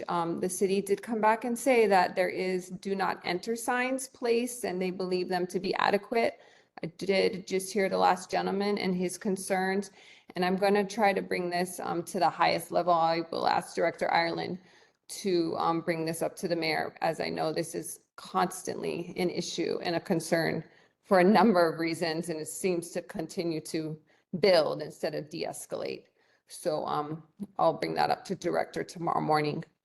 And lastly, there was an issue brought with the scrap metal at, I believe, the transfer station at Kapa'akori Road. They said they have made progress. It is a very heavily utilized transfer station, but they have brought down the huge pile to a lower level, I guess you could say, and they'll continue to monitor that. Those are the 4 I had to address, but I'm open to any other questions and concerns for this evening. Thank you, Chair. Okay, mahalo. Leilani Lipton.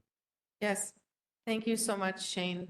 I wanted to bring up a concern based on an experience that I had, and also other people are asking me about when the latest section of the Kalapawai roundabout. So the latest section, which closes off a portion of Kalaheo, when will that be finished? I know it just started, but now many of us have experienced a backup of traffic on Kainalu, trying to get onto that Kailua Road to get into the beach park and into Lanikai.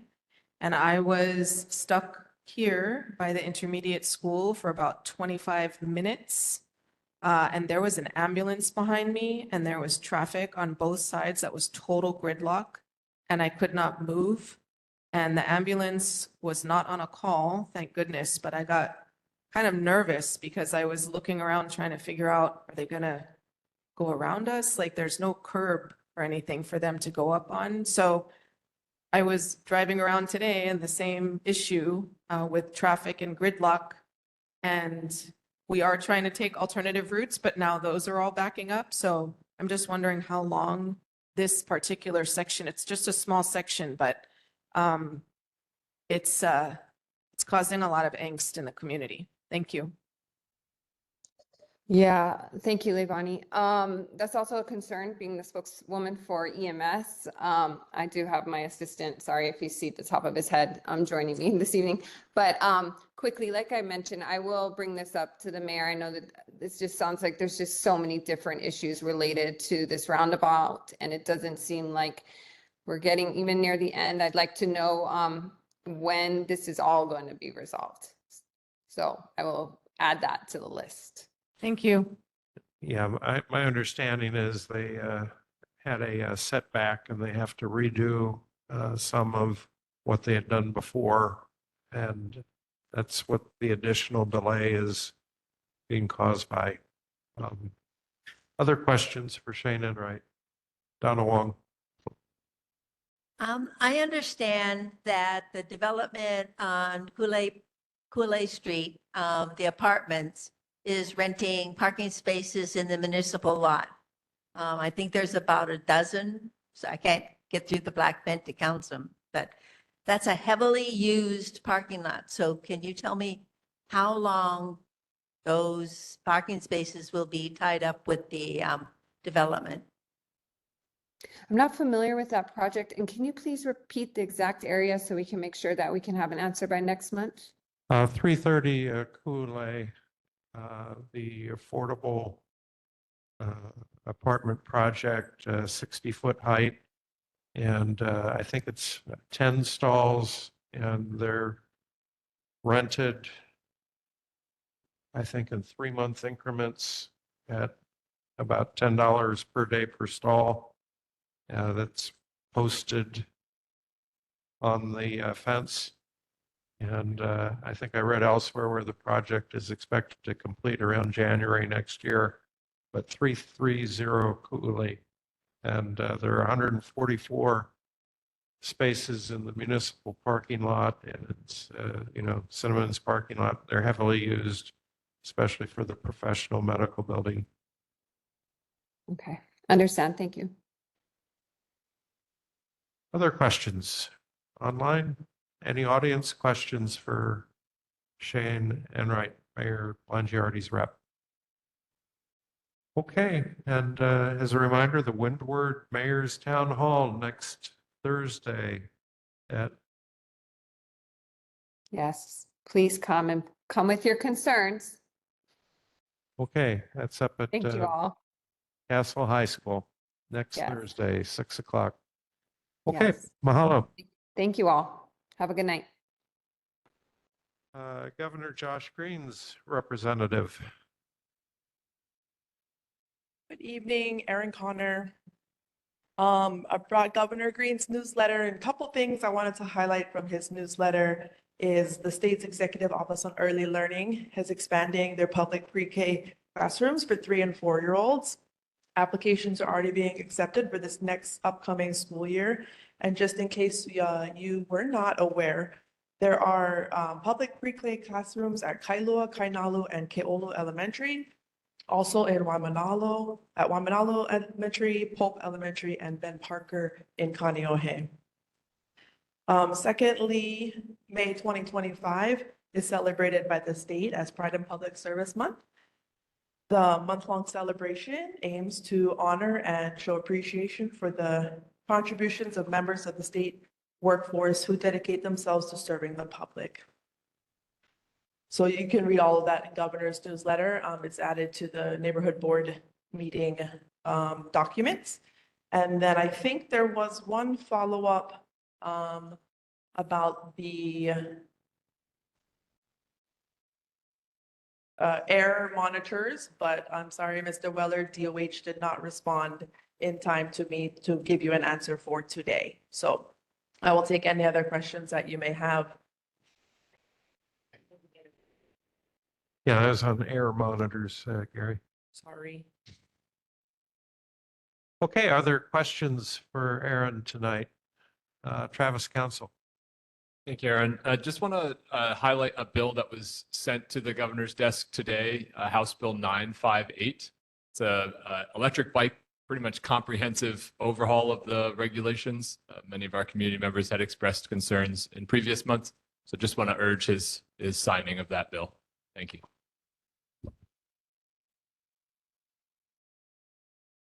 Other questions? Donna Wong. I'm sorry, Gary Weller. Hi. I think it's you guys. I'm not sure if it's the city or not.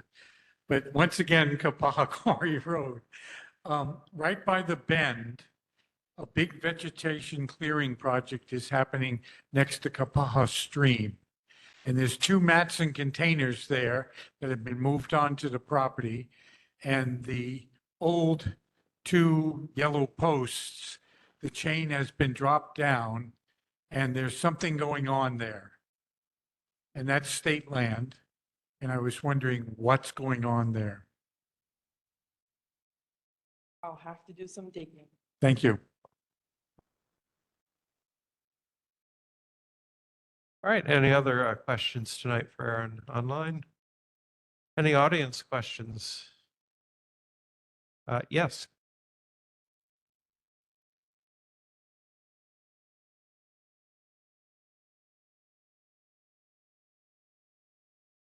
Yes, my name is Raylyn Reno Yeomans, and I have a question regarding SB 1322 that's headed for the governor's desk. I know Governor Green has posted on his social media that he's, really pushing for more guardian ad litem's to act as advocates during act orders, which result in forced treatment for up to 1 year or more.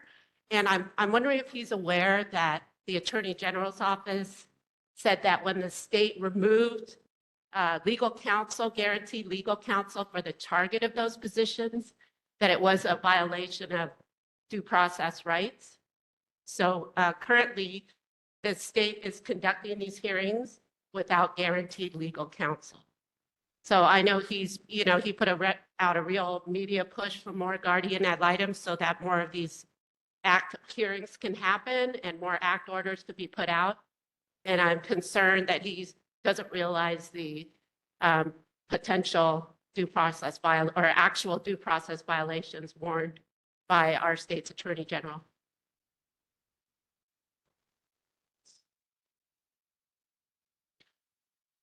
Okay, so you'll take that for a lookup.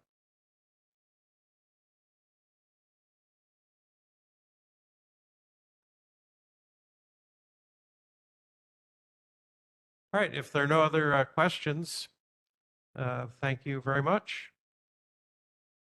Next order of business, our elected official reports, and leadoff hitter tonight is Senator Jarrett Keohokalole. Survived the legislative session. Chair, members of the board, members of the community, aloha. As you note, Chair, we conclude the legislative session tomorrow. We took most of the significant votes on measures of, I think, just under 260 bills will be sent to the governor's desk for his review and either approval or veto. We should know about somewhere around the middle of June, which measures he will intend to, he will announce his intent to veto. And then there's a period, as we've discussed in the past, for public comment on that.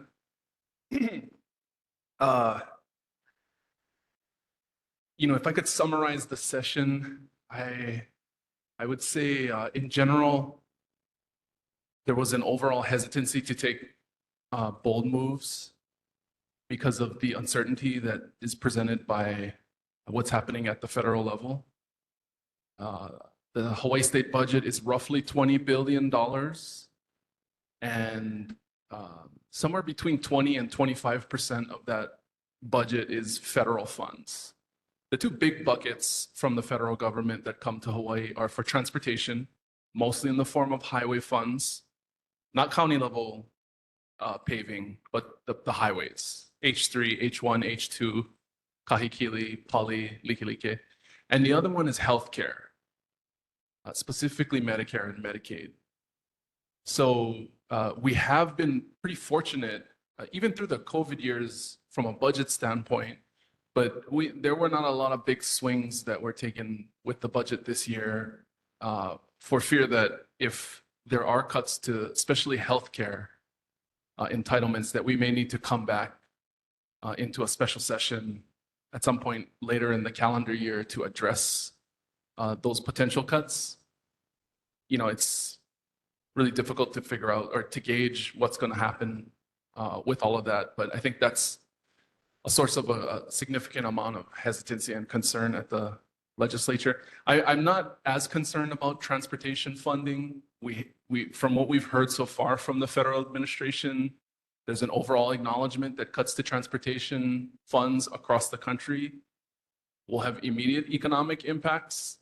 So we're hoping that the funding for highway improvements, which is 90% funded from the federal government for state highways, will remain intact. In terms of legislation, there are basically three bills I'd like to highlight because of conversations that we've had over the years here at the board. The first is House Bill 427, which is related to biosecurity. It's a comprehensive reorganization of biosecurity administration in the state of Hawaii, and it's primarily to address invasive species. There is an outsourcing and really a privatization of the inspection component of commercial goods that we hope to implement over the next 4 years. There's a unification of the different branches that deal with invasive species. There's stuff in the forest, there's stuff in the ocean coming through commerce, and then there are things in our communities like little fire ant and, as you get into Waimanalo, coqui frog, iguanas. So the hope is that unifying administration of all those different operations will increase efficiency. I still have problems with leadership at the agency level. We are working on those changes all the time, but I do think it's a step in the right direction. The second bill is the Insurance Stabilization Act, which I've been working on for 2 years with members of the House, now Representative Matayoshi, prior to that the Speaker of the House, Scott Saiki. It's SB 1044.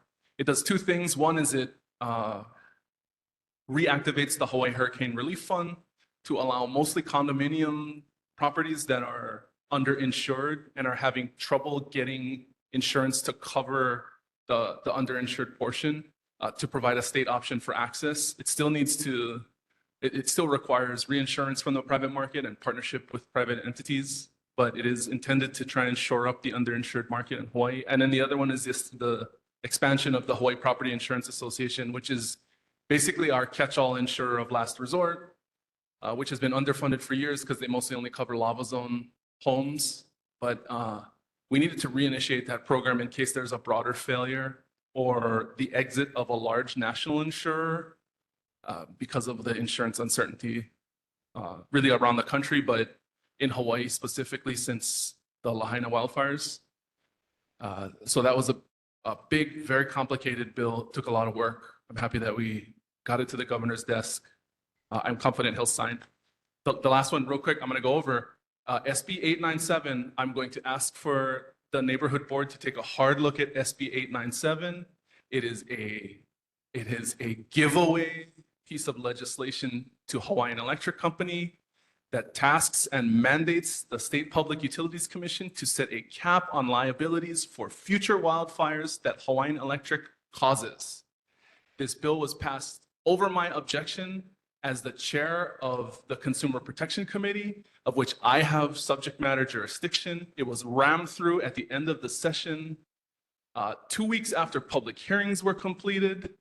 It allows the Public Utility Commission to set a period of time under which Hawaiian Electric will have a cap on liability for an unlimited number of fires that they may be responsible for. And I think it is just an egregious piece of legislation that passed over the objections of me and Representative Matayoshi. He actually caught the language at the 11th hour of the session. I'm very upset about it. I'd ask you to take a look at it and consider requesting the governor veto the bill. Thank you. Okay, before we move on to questions, Travis, Transportation and Public Works, would you like to take on Senate Bill 897 involving HECO? Okay, we'll add that to the agenda. All right, questions. Jennifer. Is it on? Thanks for being here. I'd like you to speak to House Bill 969, which is the landfill bill.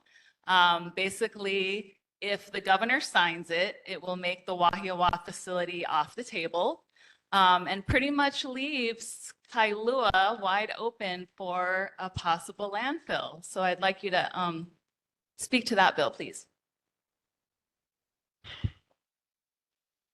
I mean, it does and it doesn't, right? What it does do is it takes, it does what the Board of Water Supply requested, which from my perspective was impossible to overcome, which was the Board of Water Supply's adamant belief that a new landfill not be sited over an aquifer.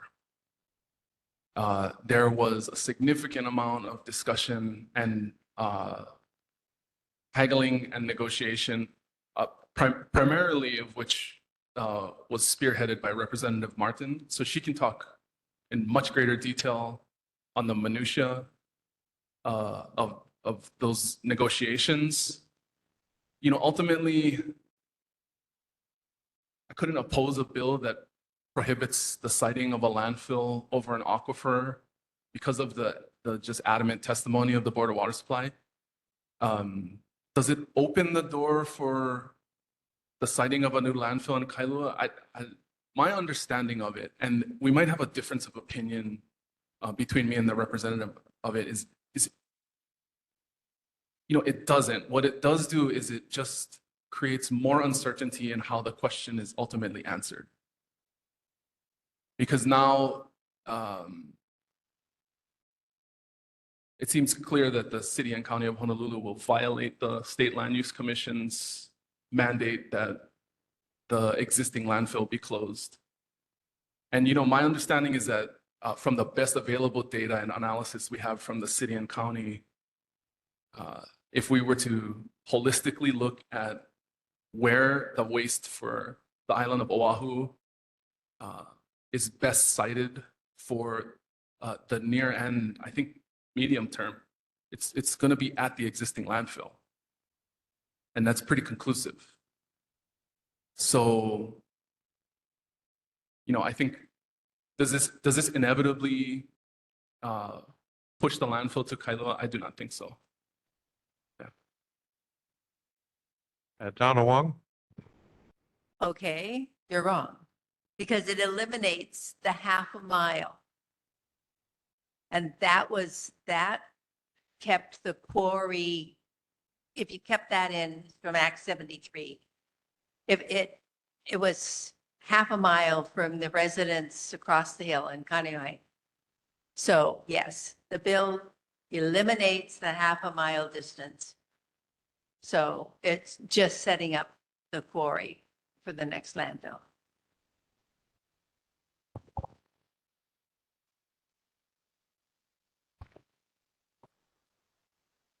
Gary Weller.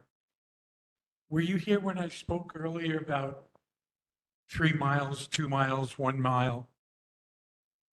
Everywhere else in the world, originally I think the bill was a half a mile. Is it a half a mile? Yeah. Everywhere else, it's a minimum of a mile, And in many states in the United States, it's 2 to 3 miles. And the standard in all of Europe is more than 3 miles. Some places as much as 5 miles away from residents, homes, schools, hospitals. And certainly having the marsh there also is an issue to make sure that the landfill never comes back over here. And I think Kailua has already had its fulfilled of landfills. So I don't know why the legislation is caving to this. If anything, they should be taking it to more instead of eliminating it.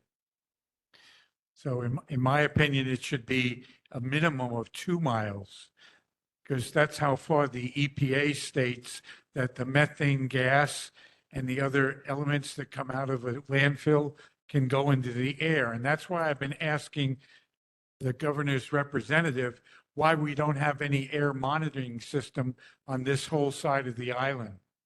So we don't even know if all the previous landfills have been poisoning the people over here, because there's no monitoring system on this side of the island, which is just almost criminal. So those are some of the things that you should maybe look into, if you would, please. Okay. Thank you. Okay, other questions? Yes, Jeff. Actually, if you go to Department of Healthcare, you can find the monitoring results for all the landfills that have been closed. So just thought I'd point that out. Okay, other questions? Any online? Any audience questions? All right, Jared, thank you very much. Thank you. Senator Chris Lee. Representative Lisa Martin. Aloha, good evening. First of all, I missed the moment of silence, so I just wanted to share my sadness in the passing of Chuck Prentice. You know, he really did so much for our community over many, many years, and that is deeply appreciated. I also wanted to introduce to you Emmy Horii, who is my office manager. And she is the one, when people call and email, she's the one who has been helping along with my session staff, and she'll be continuing to help. So I just wanted everyone to be able to put a face with the person on the phone. This is Scott Peters, who has also been helping, though his time with us is coming to an end. But yeah, just so that you can say, put a face to the name and know that my office is here to help. I wanted to thank Travis for coming down to the Capitol and letting us ride e-bikes around. One of my more fun moments at work. And glad that we could pass some, solid legislation around what is an e-bike, what is not, and where things should go for safety for everyone. I wanted to mention some of the CIPs. The one that I am most excited about, perhaps Livani as well, is when to do some safety maintenance work on the levee at Kauai Nui, but also to allow the managed transfer of water from Kauai Nui to Hamakua to restore that water flow that was cut off when making the flood controlled levee to protect, Coconut Grove from flooding. And since that water flow has been cut off, the water body that is Hamakua Marsh, Enchanted Lake, and Kailua Stream has become very stagnant and very variable in its height. The mouth stream at the beach park stays closed most of the year. When I was a kid, it was open much of the year during the rainy season because you had that head pressure with the water. And at that time, we had oysters. It was a living ecosystem.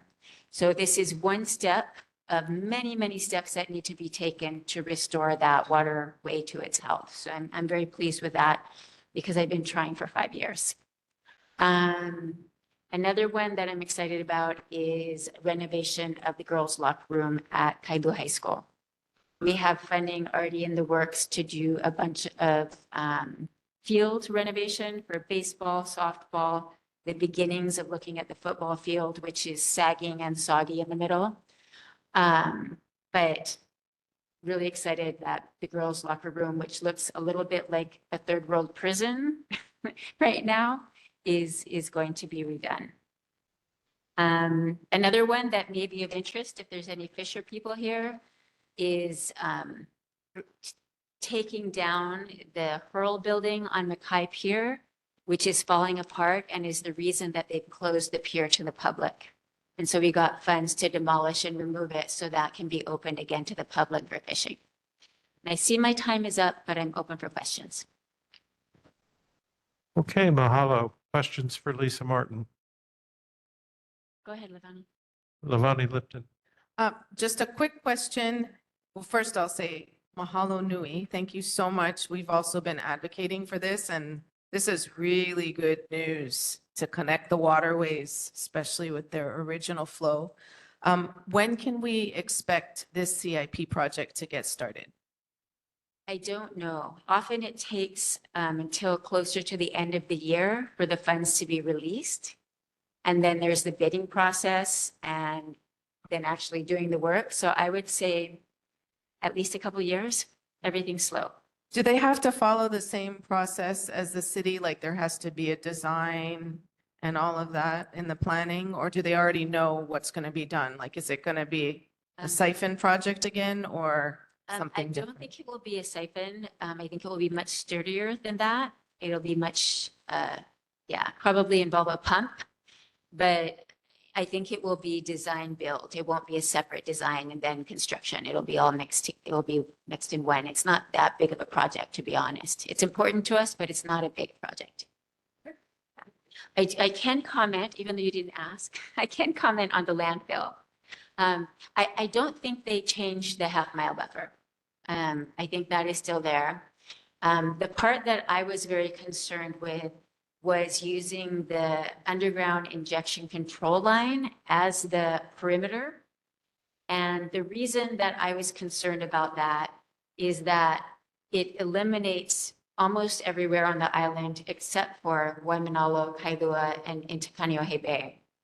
The no pass zone, which is what the Board of Water Supply was arguing for, and I do agree we shouldn't put aquifers over our drinking water, but what they were arguing for was the no pass zone, and that also makes the entire Eva Plains fair game. So to give us a fighting chance, I would have preferred that line. The reason it was not adopted is because while the Board of Water Supply has the kuleana of defining and mapping that boundary, they have not done so. What they have is a PDF made in the 80s before we had GIS maps. And that is not adequate for the Department of Health. Should they have a permit application, they want to know exactly to the TMK where the boundary of that map is to know if they can or cannot issue a permit. So it was done out of convenience, not because that line is the one we need to keep our drinking water safe. So I'm hoping that with the help of our city council member, we can work with the Board of Water Supply to get a defined map, which is something they can do, and then come back and try to fix that. Which doesn't mean that a landfill can ever be sited in Kailua, though I am told that there are no plans to do so right now, and we may hear more about that from our council member. But I still don't want that to be there in the law for generations to come and have decisions made not for environmental reasons, but for a, fluke of convenience in the future. Thank you. Okay, other questions? Yeah, I think part of that also was other counties had not developed no pass zones, only Oahu had. Yeah, but it only applies to Oahu. Very specifically, it says for counties of populations over 500,000. So Perfect. it's only Oahu. Yeah, thank you. Okay, mahalo. Councilmember Esther Kiana.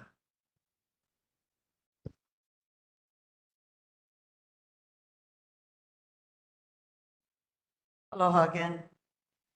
Well, a lot has already been said on a lot of projects that are ongoing. So if anybody has any further questions, they can contact me in my office.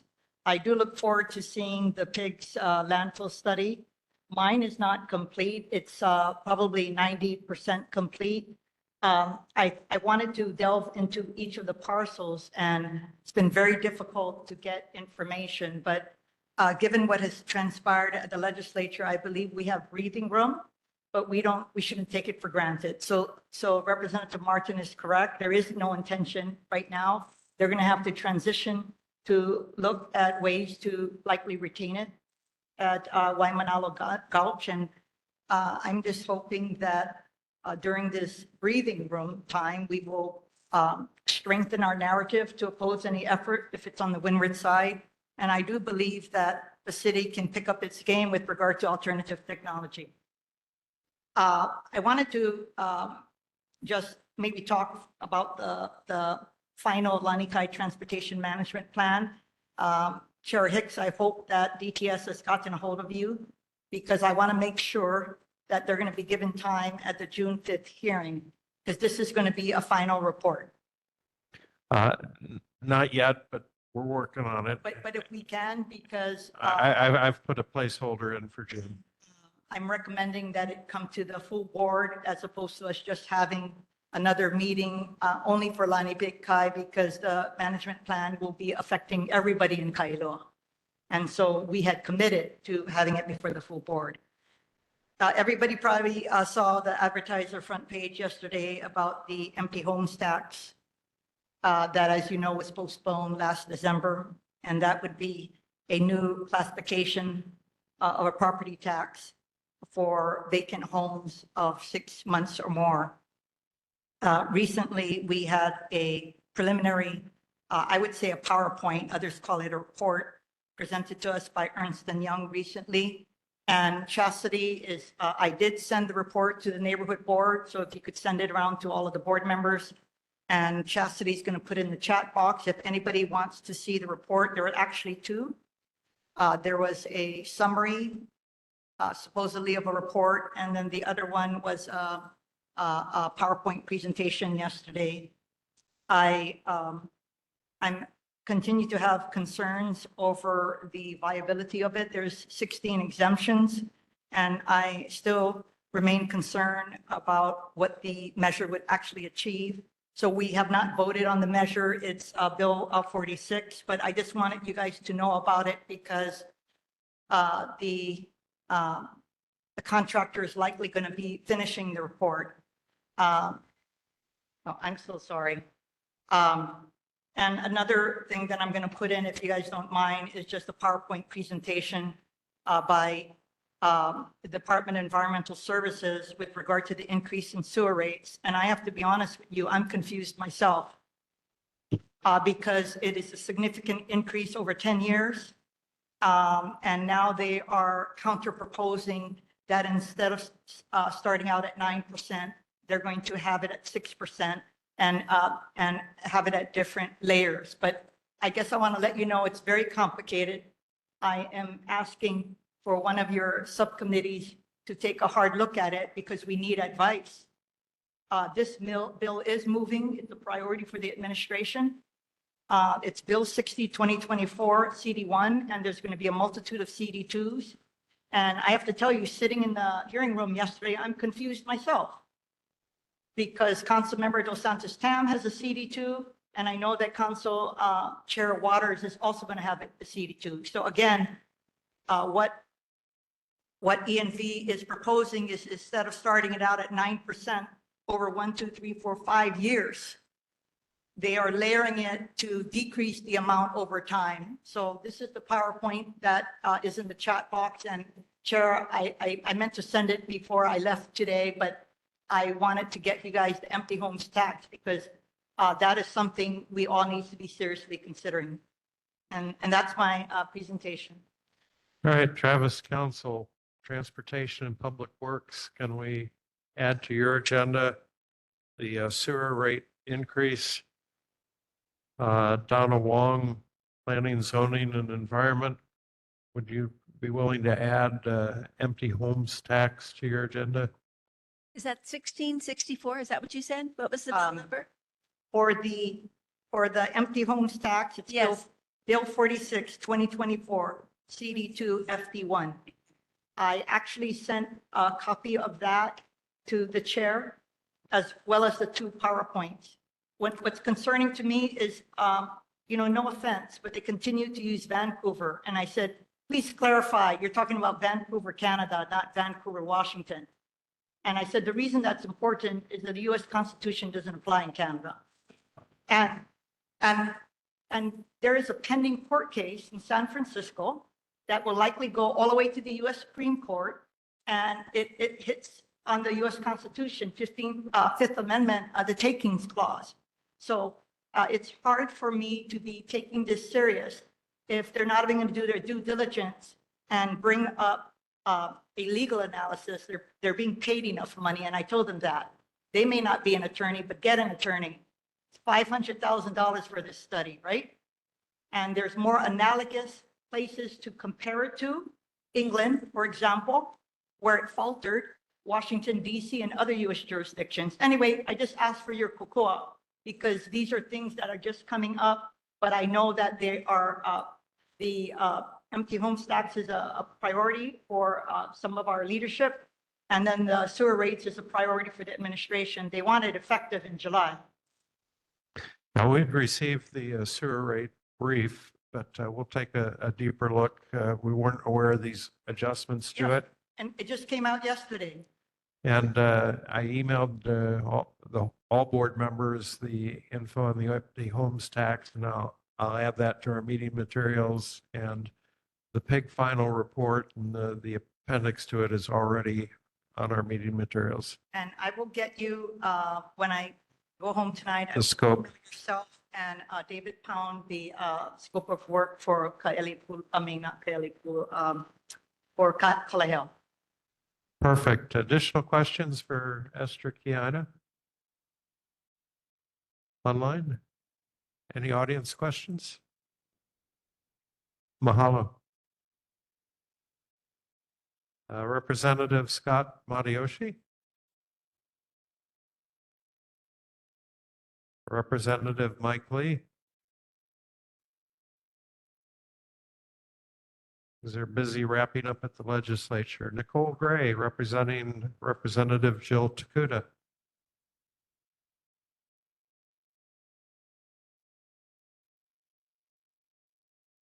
Okay.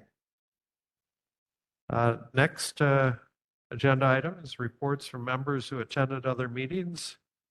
Stormwater Town Hall, I attended, Lavani Lipton attended. Lavani, would you like to provide a report on that? Seems like a while ago now. Yeah, just briefly, there were a lot of residents, especially from the Akiohala street, where the city was proposing to use the CIP funds that we had requested for a big piece of machinery that would supposedly filter out stormwater. And after hearing the residents' concerns, the project was nixed, so it's off the table.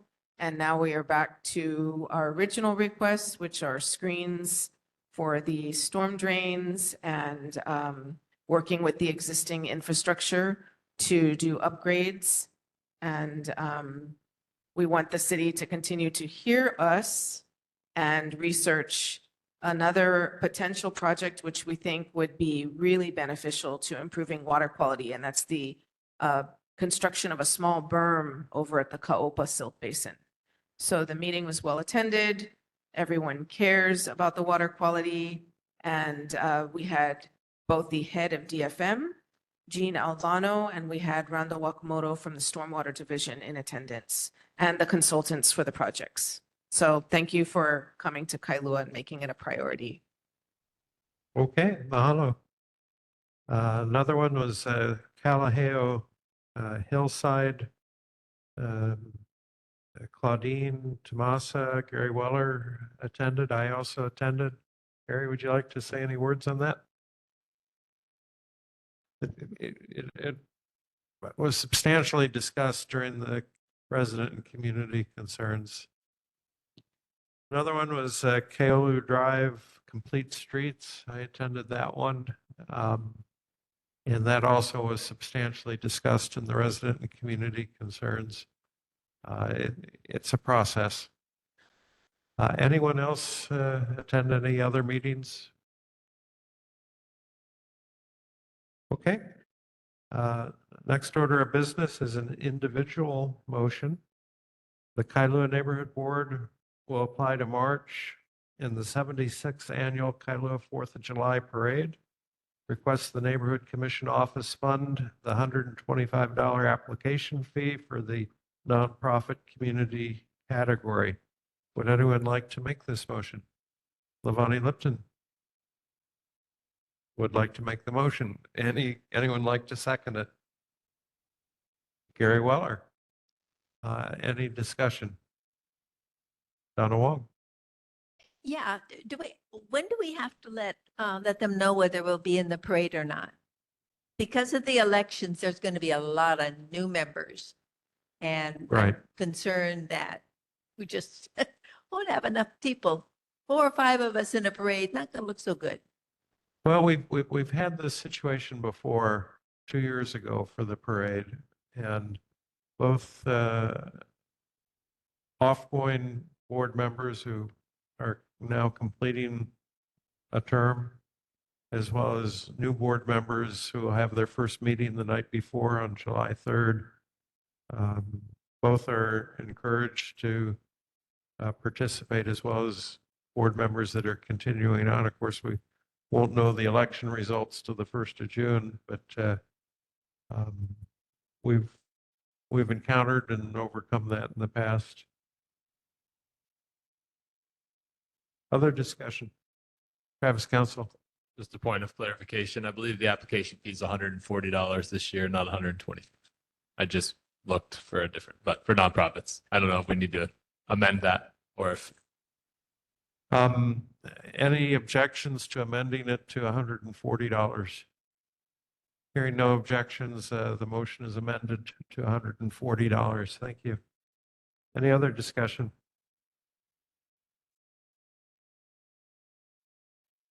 Okay, call for the vote. I'm going to do it roll call because we need to confirm who's still with us. Josiah Acow. Yes. Jennifer Barra. Yes. Travis Council. Yes. Jay Etzenbach. Jeff Klein. Yes. Kellyanne Kobayashi. David Laea. Jade Lau. Yes. Levani Lipton. Yes. Kayla Morrell. Kate Ryder. Yes. Yes. Claudine Tomasa. Yes. Yes. Steve Trecker. Evan Weber. Gary Weller. Yes. John White. Donna Wong. Yes. Jeff Suckernick. Yes. Yes. Chair votes yes. Okay, motion is unanimously approved with 12 votes. Mahalo. Next item of business is approval of minutes for Thursday, April 3rd, regular meeting. Those minutes were distributed. Are there any additions or corrections to the April 3rd minutes? Hearing none, the April 3rd minutes are approved. Next order of business, committee reports. Any committee chairs wish to expand upon their published remarks? Disaster Preparedness Subcommittee, Tuesday, May 6th, 6 p.m. is a Zoom meeting. However, law requires that Zoom meetings also have in-person components. So I will be at Kailua District Park, covered pavilion with a laptop. If anybody can't Zoom from home and would like to keep me company, that'll be the the in-person gathering for that subcommittee meeting. Disaster preparedness. Otherwise, it's a Zoom meeting and it's still focused on a Zoom meeting, but we can meet at the pavilion.